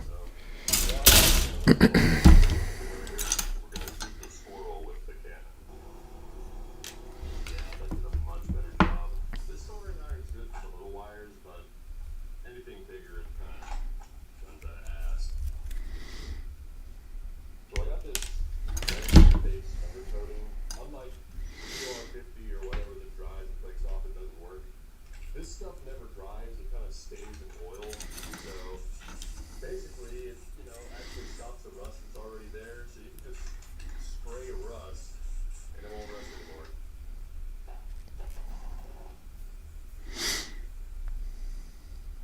This isn't the only lanolin-based one you can get. There's like That's problematic. a couple others, but the reason I like the Blaster is for the legitimate reason is that it smells nicer.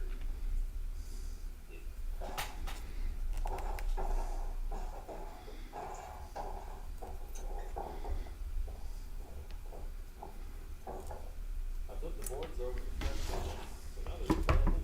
Looking brand new is the same as being brand new. Yes, I trapped my extension cord. Thanks for noticing.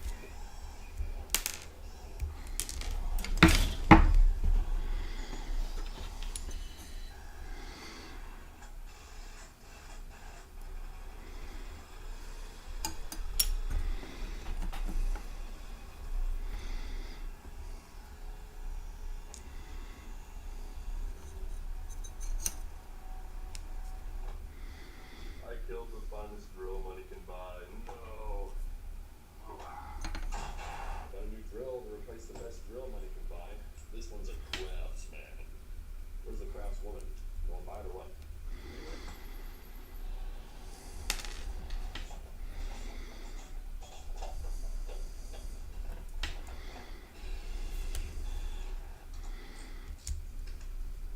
Anyway. Alright, now, will I fuck up this one? Need to get some string connectors and short nose to tidy it up a bit. Got to even check. Yep.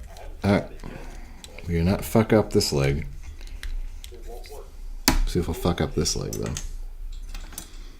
where's this go? This is a pattern.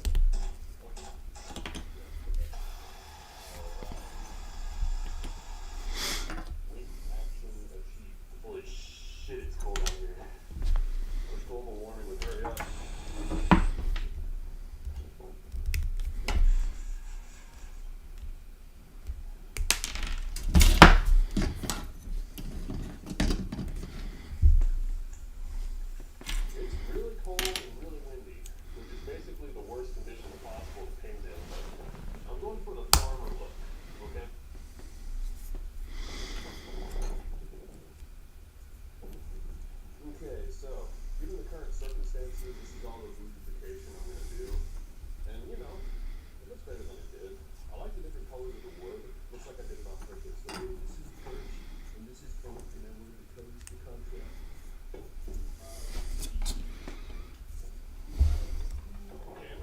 Okay, I think it's right. So I'm gonna pull this disconnect, that, and now the brakes should be on. And they're not. I never actually grounded the battery to the frame, so maybe that's why. It says these supposed to be C's. Okay, now I will test the brakes. So pull this. I said, pull this. I said, pull this. Okay, now these. Put D's in, didn't I? Oh yeah. I don't know. I think I put D's in accidentally. I'll go ahead and test this out too. Just gotta pull it apart. Back up. Okay, that was not as bad as I was dreading. Yeah, I think he said B D's. Get out. Get out. You're evicted. Get out. This is a brake controller, so basically we don't want to full trailer brake all the time. We want to be able to adjust it, and well, this does that.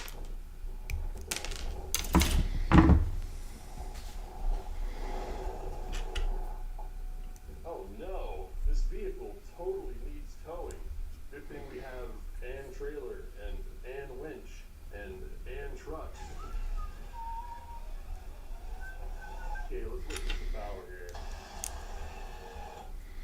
I think it's in gear. I don't have the keys for this thing, so I'll go have to turn Okay, now back to trying to figure out which direction this thing is supposed to go in, which I think falling off that one. is like that, right? Steering lock is really loose. So actually, nope. Alright, well, so much for that. Okay, I have the keys. Let's do this now.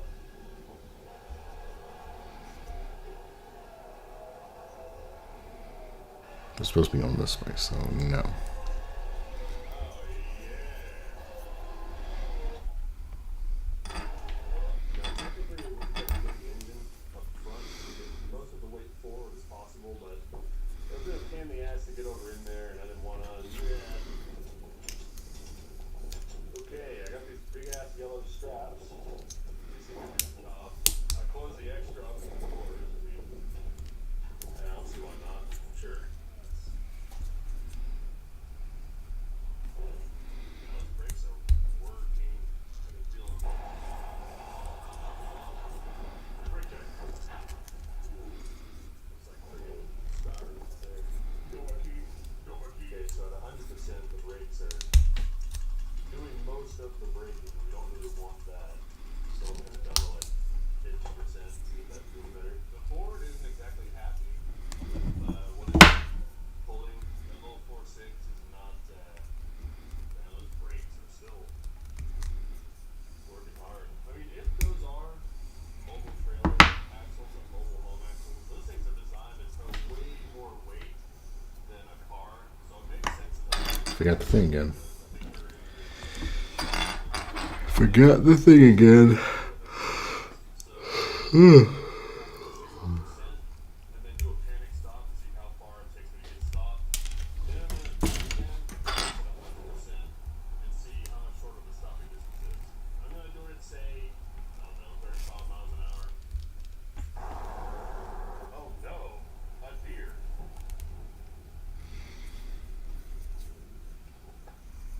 Okay. Well, that took a while. Okay, trailer brakes. 100%. Oh no, a second deer. Oh, damn, that's a lot better. I actually went too fast. I went up to 40.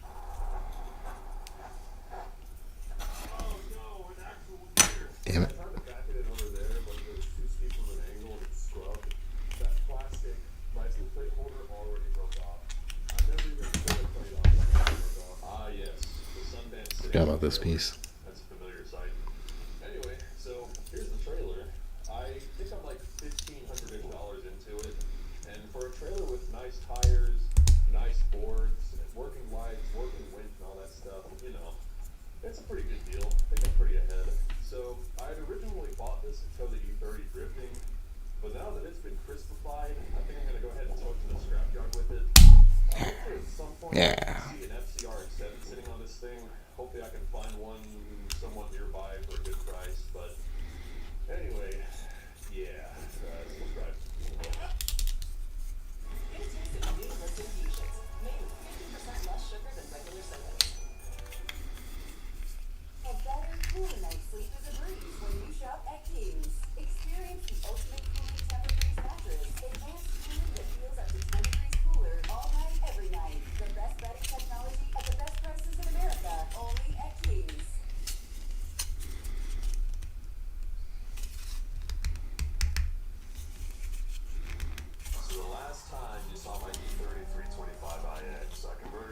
all-wheel drive to rear-wheel drive so I can do some drifting. Except it still kind of sucks at drifting for a few reasons. It has less steering angle than a normal 30. The limited slip differential might as well be an open diff. The driver's seat is falling out. The whole car basically sucks, and I need to do a lot to it before it can actually drift well.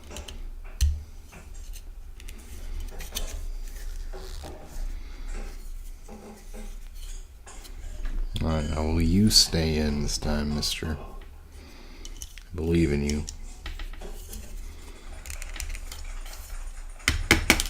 Oh.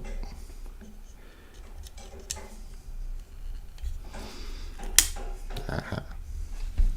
A clicky. So with our knuckles out, this is our steering knuckles here. We have quite a bit we can remove, maybe about an inch, a little less. The key here is going to be getting them both the same. It's not the end of the world if they're not exactly the same, but we want them close. So why am I shortening my steering knuckles? So over here on the left, we got some long steering knuckles you would see on like a stock car. There we go. The raccoon don't turn all that far. Now we got legs. The raccoon's the same amount. We just need hips. A lot more of the geometry changes. I'm not a Okay. D11 and then a PCC and a PCF. talk about that. I just want more steering angle. Alright, so I made 1-inch scribe marks in the same places on each one. An inch is going to be just fine. That's about the maximum we can cut. So, yeah, I'm just going to cut these very expensive and somewhat rare knuckles with a little grinder.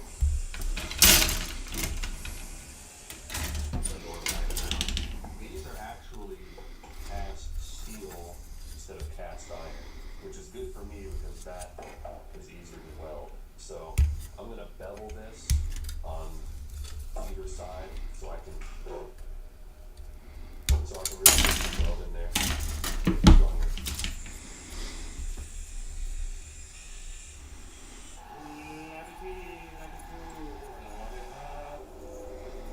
Okay, this half a ball socket thing, this can get fucked. Alright. I can't think of a worse place to have a fucking failure point than a ball joint. It's welded pretty good. Looks pretty This can get fucked too. That's way the fuck in there. How the fuck are you supposed to get that in there? slower because you really don't want this cast These are tweezers, I guess. cracks. So this weld is plenty strong. It's not going Feed the baby bird. However, I want to make sure it really never goes anywhere. This is way overkill, but the fact that it's overkill makes me feel warm and fuzzy inside. Alright, I got some wheel spacers and try to fix my whole wheel rubbing issues.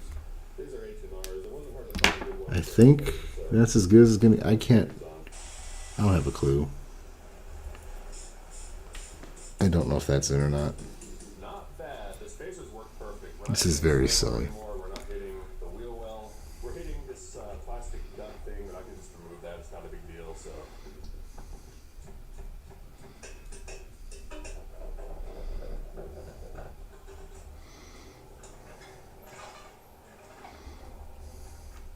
The drain plug's good. So that's cool.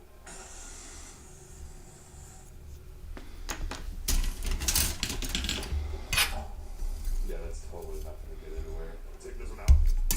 It'll help. Maybe. There we go.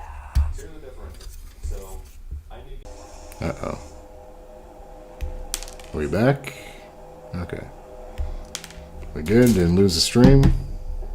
Basically, what I did was make sure that Nothing I can really do about that. We did. turned into liquid. So, yeah.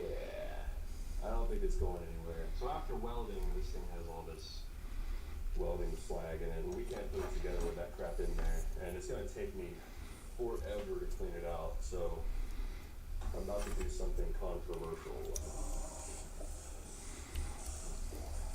So basically now what I'm doing is I'm going to dry it out and then slather it in oil so it doesn't rust. A little bit of a Craigslist rebuild never killed anybody. Except when it has.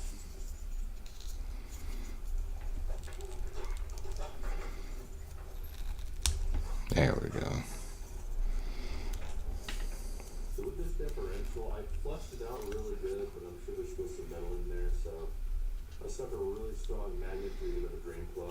Okay. That will catch any D12. That's a piece. This one's so rusty, it doesn't really give me a choice. So Oh yeah. I'm gonna put this rag This. socket. This is a piece. This is a fucking piece right here. Yeah, right. We didn't hurt the nut too bad. It's kind of marred. It could have been worse. So the reason I took my axles out is the boots are, well, they're shot. These Chinese axles I bought for $100. So I cut the ends off to hold my front wheel bearings on. That's never coming out either because It'll work. I will immediately lose it. Might as well just Okay. do my money. Now we need a PCD, which we already have, and this thruster that we This grease is actually have been holding on still to. greasing pretty good.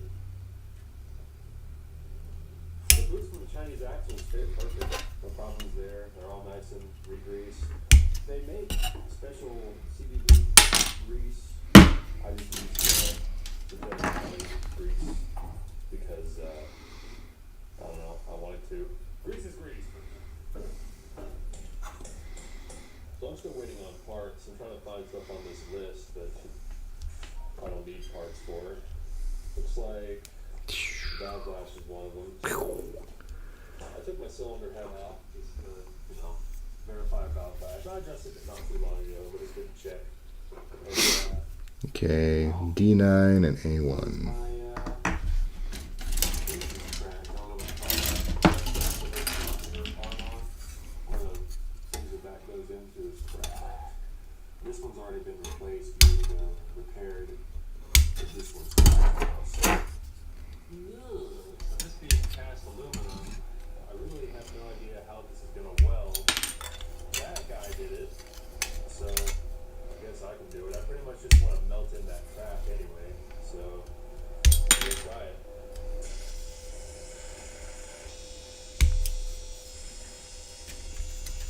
So,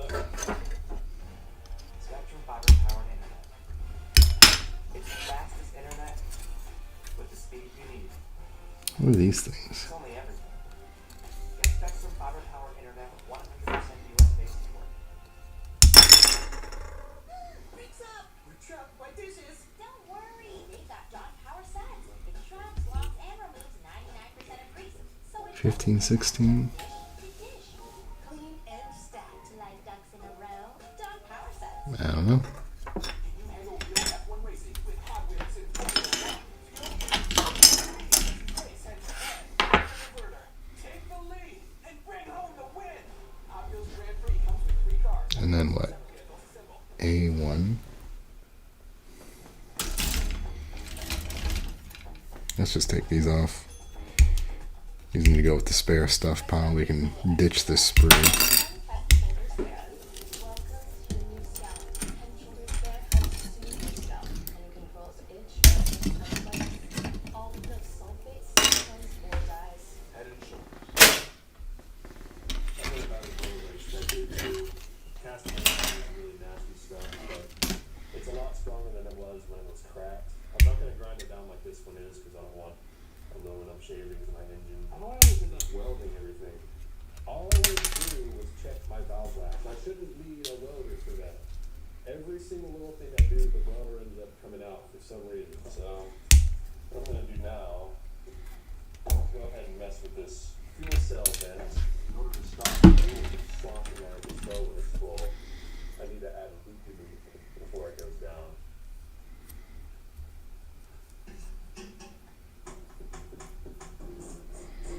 Our loop-de-loop has been installed. Now our fuel won't leak out. Yeah, something that should have been done Another one maybe? forever ago. It's finally done. So when I converted this car to rear-wheel drive, I threw this mount together with scrap I had laying around. And the issue with it is it's a solid mount, and I'm afraid it's gonna crack my transmission case. So I got some regular rubber mounts for a manual E30, and then I got to use this with.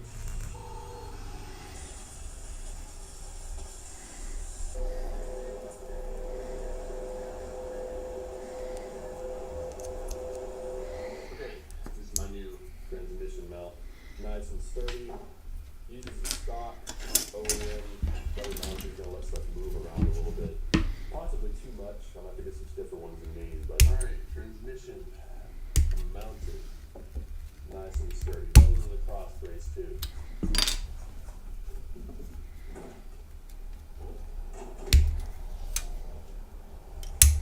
So I converted this car to manual brakes a few years ago. The master cylinder I use is too big, pedal's too hard to press. I got this one, which is a lot smaller. This one is 5 bore, that's a 1-inch bore. But, well, there's no tab. I see a frog here. So I have to make a custom bracket to mount it to these holes so we get it on there. And also the holes in my brake pedal here, this one's too low, this one's too tall. I need one right there. So the whole point of a dual piston master cylinder is if one of your brake lines blow, it can still build pressure, but in order to do that, it has to completely bottom out. So the travel distance on this particular one is 1.23. So we go on some angle lines here, get it lined up. And, yeah, that's the plan anyway. Here's what I came up with to mount this master cylinder. So it's basically just 2 pieces of angle iron welded to this 1/4-inch plate, and it's yeah.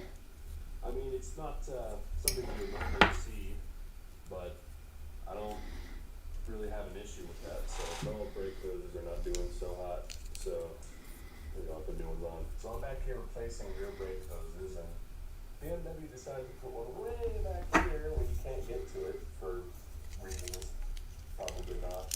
And that was Oh, this is fun.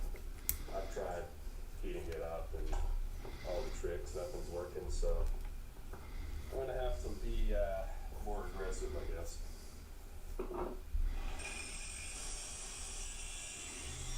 So now I'm replacing this brake line I had cut. Oh wow, they even allotted a little tiny space for the gap, for the buck teeth gap. Oh, this is so fun. If only these would stay in. Ah, I'm supposed to clip. This is my little setup for bleeding this master cylinder. You're supposed to use banjo bolts, but I got these cool little adapters so I don't have to use banjo bolts, which is always a good thing. So let me get this thing bench bled. So here's the master cylinder situation. So mounted, brackets done, lines done, reservoir from a Volkswagen Beetle done. So now all it's got to do Fucker. see if we have any leaks. We will, probably, hopefully not. So that's already pretty solid. I'll go around one more time just to make sure it's completely bled, but that's promising so far. Jesus Christ. The important stuff. That was not fun. Are done. Back spaces, we're not doing those right now. Master cylinder's done. Brake liner's done. Transmission done. Trans oil checked. Shaft down's not done. Axle's done. And this And of course, I had to put this on first. list is getting Fucking of course, right? We did a lot of fabrication and a lot of important stuff. Steering's gonna feel different, the brakes are gonna be different. Oh yeah, if you stop. Alright. Steering already feels a lot faster. I don't have to turn the wheel here as much. It makes sense if you change the geometry. Great thing. Oh yeah. We stop. Yep. One step. Oh shit. Well, that ain't good. We lost the peg. Parts falling off the car so far. That's pretty good. Worst yet was the side that this fucking flat peak's falling off of.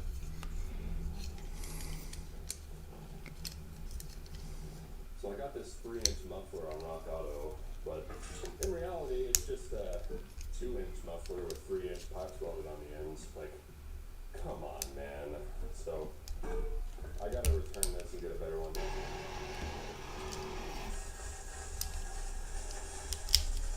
So I'm starting out on a 3-inch exhaust. I also got these cool goggles that I can weld with. Man, I don't think we're gonna be doing a whole lot with this guy. He's not holding together well.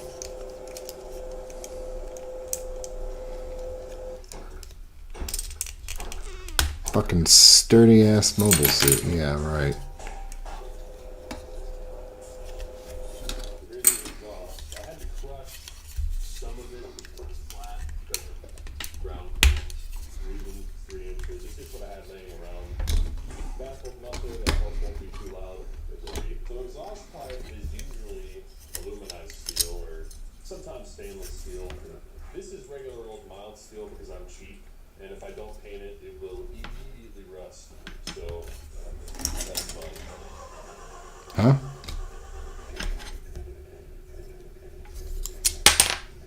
Huh?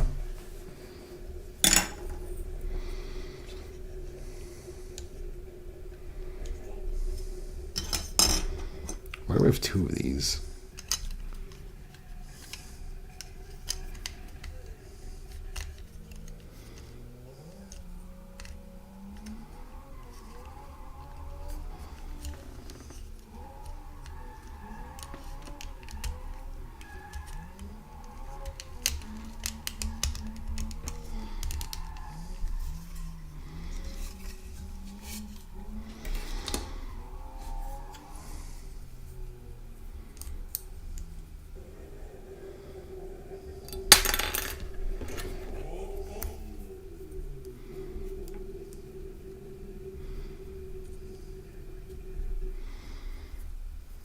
So I took it for a little bit of a shakedown. No real complaints, plenty of steering angle. You know, it drives fine, really easy to slide around. I have to keep the RPMs up because of the camshaft it has. I did let it bog down a little bit, but overall, you know, we're almost done. I gotta get full wheels to mount tires on. I gotta have the drive shaft balanced and things like that. All right. You know, that's We have, the deal. So yeah. at long last, after 2 hours, a fucking robot.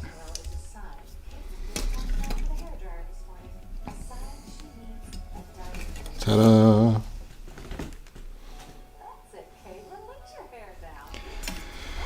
I don't know where I have a spare one of these.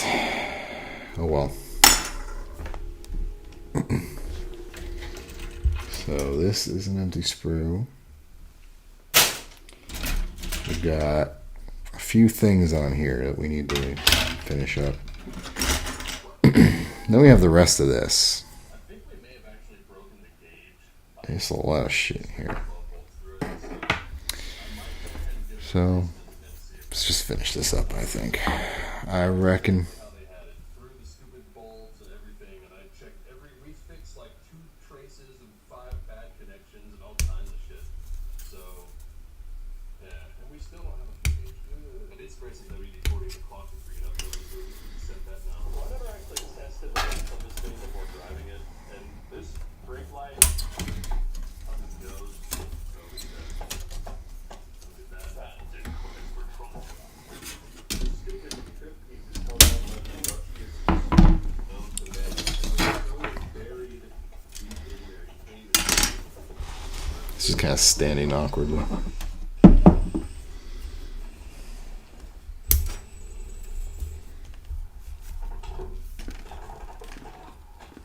These old Chrysler bolt plugs suck pretty hard because the ground wire is always finicky. It always loses connection and causes problems. So basically the solution is just to solder it to the housing. The old ground wire off and solder the new one straight to the housing. And it didn't fix it. Nice. Anything on the back is fixed. Stay still for 5 more minutes. Fucking A.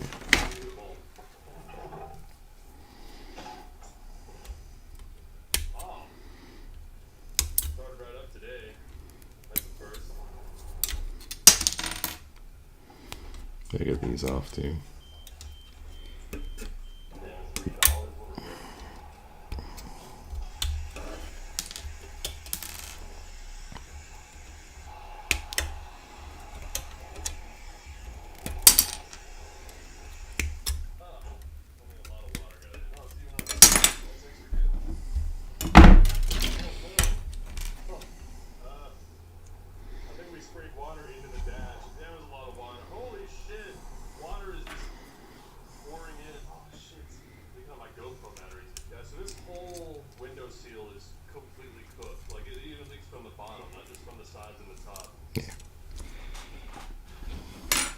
extra pieces.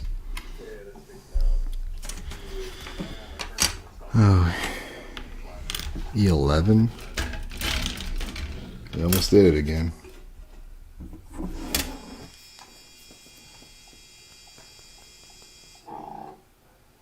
we go. Alright. And this shit goes on the side, I guess. Okay, well I made the split decision to pull in here because at that point our shifter fell off again. So that's really good. I like that. We almost made it to the auto parts store and back without breaking down. The Charger in its natural habitat. Broken down in a bank parking lot. We made parking, by the way. Oh yeah. Reattached. Ready to go again.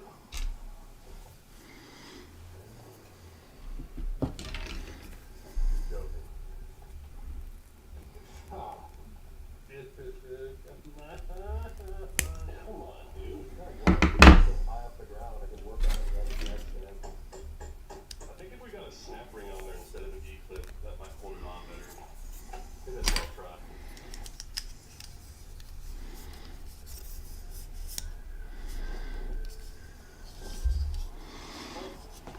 Speedometer. It fixed itself. What? I'm shocked. I am shooketh. It says we're going 55. Which I'm pretty sure is wrong, but that's okay. It's not spazzing out anymore. Okay, I'm gonna put a snap ring on that shifter instead of a G-clip and see if that treats us any better. Okay, the shifter is now held on. There's a lot of like this. I forgot the fucking trigger. God damn it. I was worried about that. It's like, do I have everything this time? The answer was no.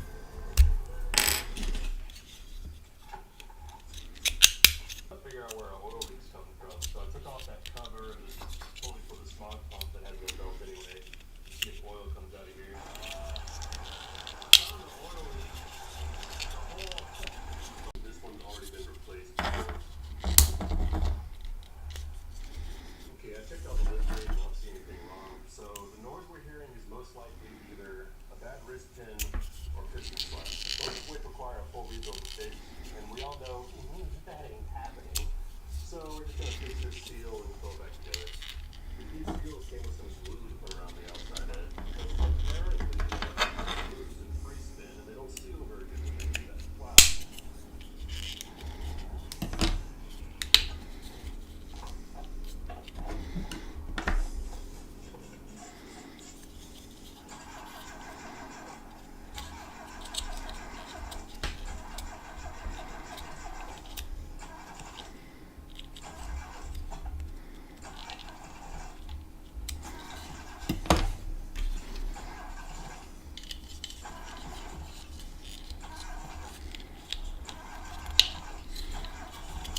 There we go.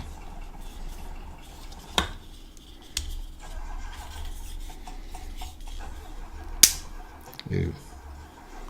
I don't know what that was. It didn't sound good. Alright. Almost done. Well,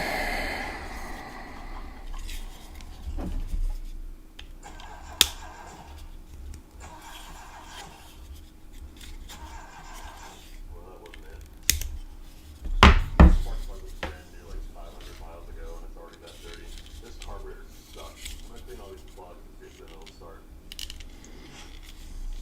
Okay, this cylinder's running a lot leaner than the other one. This one's running really lean. The cylinder one is way rich. The guy to the right to number 4 is way lean. Okay. Nice. Okay, now we'll start it. Hopefully.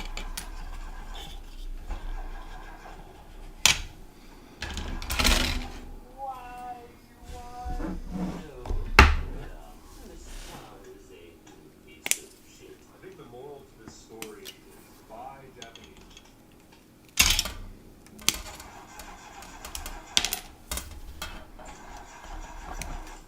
Well, it wasn't out of gas. Why would replacing the seal on the valve cover cause the engine to not run? I can think of what to touch to make this happen.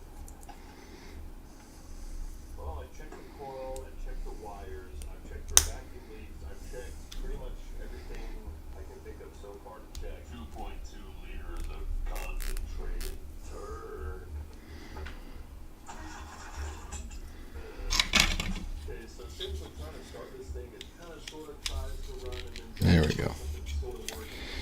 Voila, we have a beam cannon bazooka thing. I forget what this is.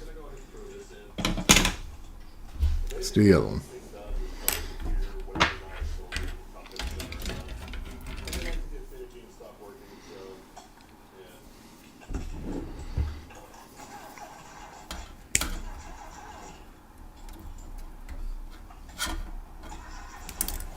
Kind of funny, these bazookas were actually holding the fucking sprue together, and now that they're gone, it's disintegrating.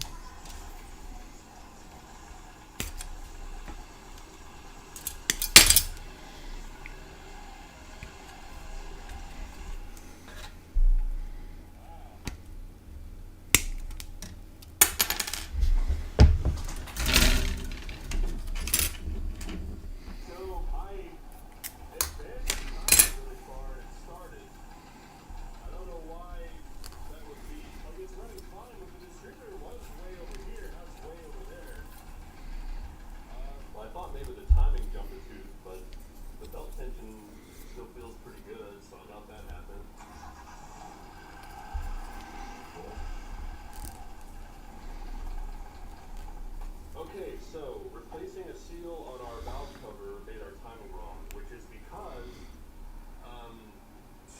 don't worry about it. Yeah, running perfectly fine now. You know, some things I just Okay. the distributor used to be facing that way, but now it's facing that way. It was right before. Now this is correct. Like, it's got to be the computer, right? Like, that thing is 43 years old. It still thinks it's 1982. It has no idea what's going on. So I'm just going to chalk it up to that. I'll take Bradley's fault.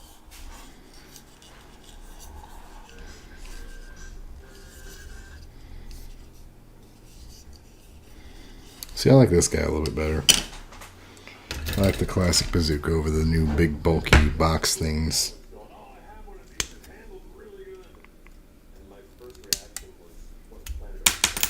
I guess, you know, by comparison of other American-made cars from the time, and it was 1982, but even then, it's Shelly, it's the torsion strut front, torsion being rear, but, you know, I mean, for the time, it didn't handle okay. But still, the suspension nerves out of it wasn't as much as supposed to be. Holy shit, this design, this is trash.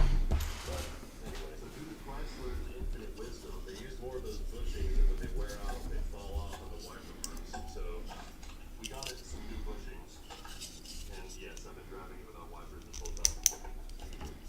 Yeah. This is why I like it. I love this thing. It has no purpose. It has no point. It's a Chrysler. The little wiper bushings fall off, Gordon. Will you put them back on? You have to smash and break the bushings to install this stupid design. Yeah, only the low speed works. There's no high speed. There better not be another piece. Wipers are better than no wipers. These rear speakers don't work at all. These are out of my sister's Jeep. So, yeah, more free speakers. Oh, this goes on the front. Well, I didn't expect this, but the old speaker stuck. Okay. That was the front. And this is the scopy.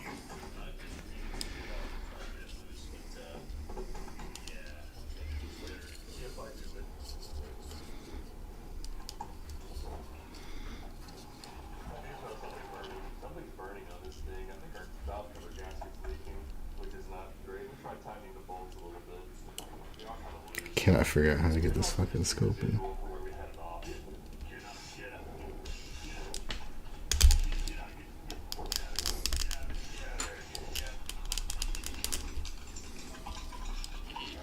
Stop smoking now. Jesus. Yeah, the smoke stopped now. Good. This does not want to go in. And there's nowhere to like fucking push on it. Lights a little bit. So I got this Big Daddy bottle of Lucas, the complete fuel system treatment. Oh, I guess that works. See if it'll help the mechanic get it bottled. No. No, it's not supposed to go that way.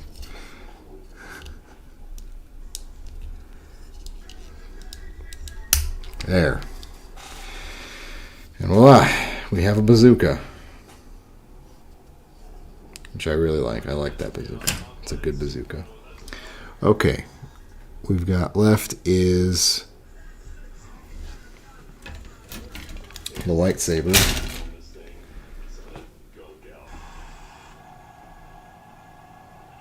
B1. Actually, found a lot of stuff. Basically, the more it smokes, the dirtier it was. And I have a feeling it's going to smoke a lot. Let's take this off, I guess.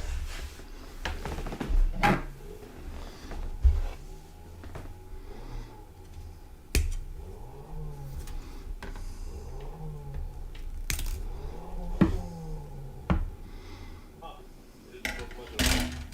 That is not what I expected. So there's not much carbon buildup in this engine, which is surprising. Okay, so with this engine, full throttle and cruising is fine. It just doesn't want to idle, which can be caused by vacuum leaks, but I've already What the fuck was B? And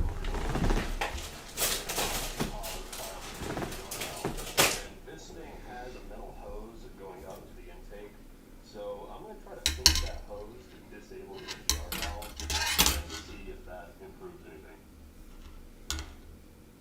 Ow! Alright, it's pretty pinched. E. This was D. It's not there. It's not completely dead, it's still idling like a tractor, but I mean, you know. Oh, I forgot about this piece. This week feels like That's the holder for the sorter. all this shit is just totally out of the way. This B? This is B. I don't see a fucking handle on here though. Roasted down to a fine point. So these tires are not balanced above 55 miles an hour. We got a bad shape. Oh, no, right here. Balancing speed, and basically we got It's like playing Where's Waldo. pour them into the tire, and apparently that balances it somehow. There we go. Those are the last pieces. I do believes is. Basically, I'm gonna level air out the tire, jack it up into Is our lightsaber? the tires before the balancing speeds in. I'd very much like to not have to take apart these fucking hands. It's gonna make me. Well, you know what? We'll just put this on the back.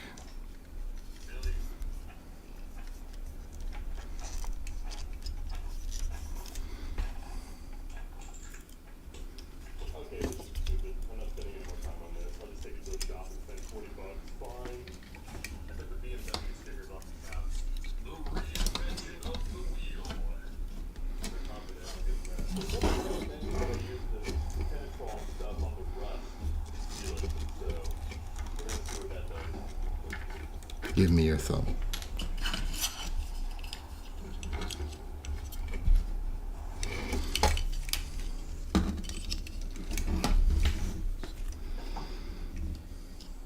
Well, it definitely made it shiny. It's pretty uneven. I think I might reapply it again, but with a foam brush, try to get a more even coat on it. But it'll stop the rust from spreading anyway, so we don't get holes in the roof. God damn it. You paid too much. You got scammed. $400 is too much for these cars. But you gotta understand that these are rare because they've all been toned and crushed into bean cans. Like a rough one that doesn't run on marketplace will run you about $1,000. If you want a running one, you're gonna pay even more. There we go.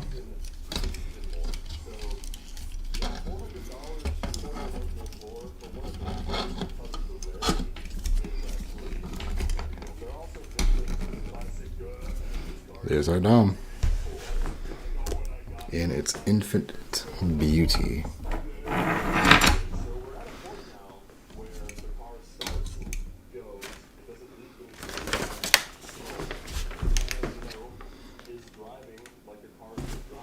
Very nice.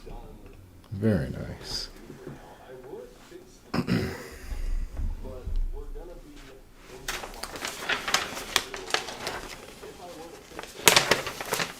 Now it shows bazooka over the shoulder. I don't actually know if we can angle it. We'll give it a try, I guess. This was a pretty tricky set. There was a lot of times I had to go back and take something off because I missed something. I broke a peg off this fucking left skirt plate. So that's great. There's a lot of extra bits. This really could have just been a separate fucking, like 2 separate models, you know. Let me see here.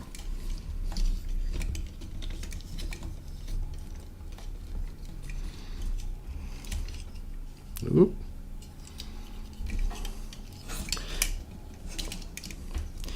I remember, like, I've always thought of this thing as like going underneath the arm, and it really seems like it wants to do that, you know, like,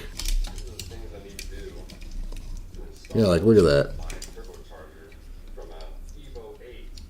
the arm just doesn't reach, it doesn't have the right angle, so it has to go underneath, which is fine, you know. I think that's how it's supposed to go, but seems a bit deceptive.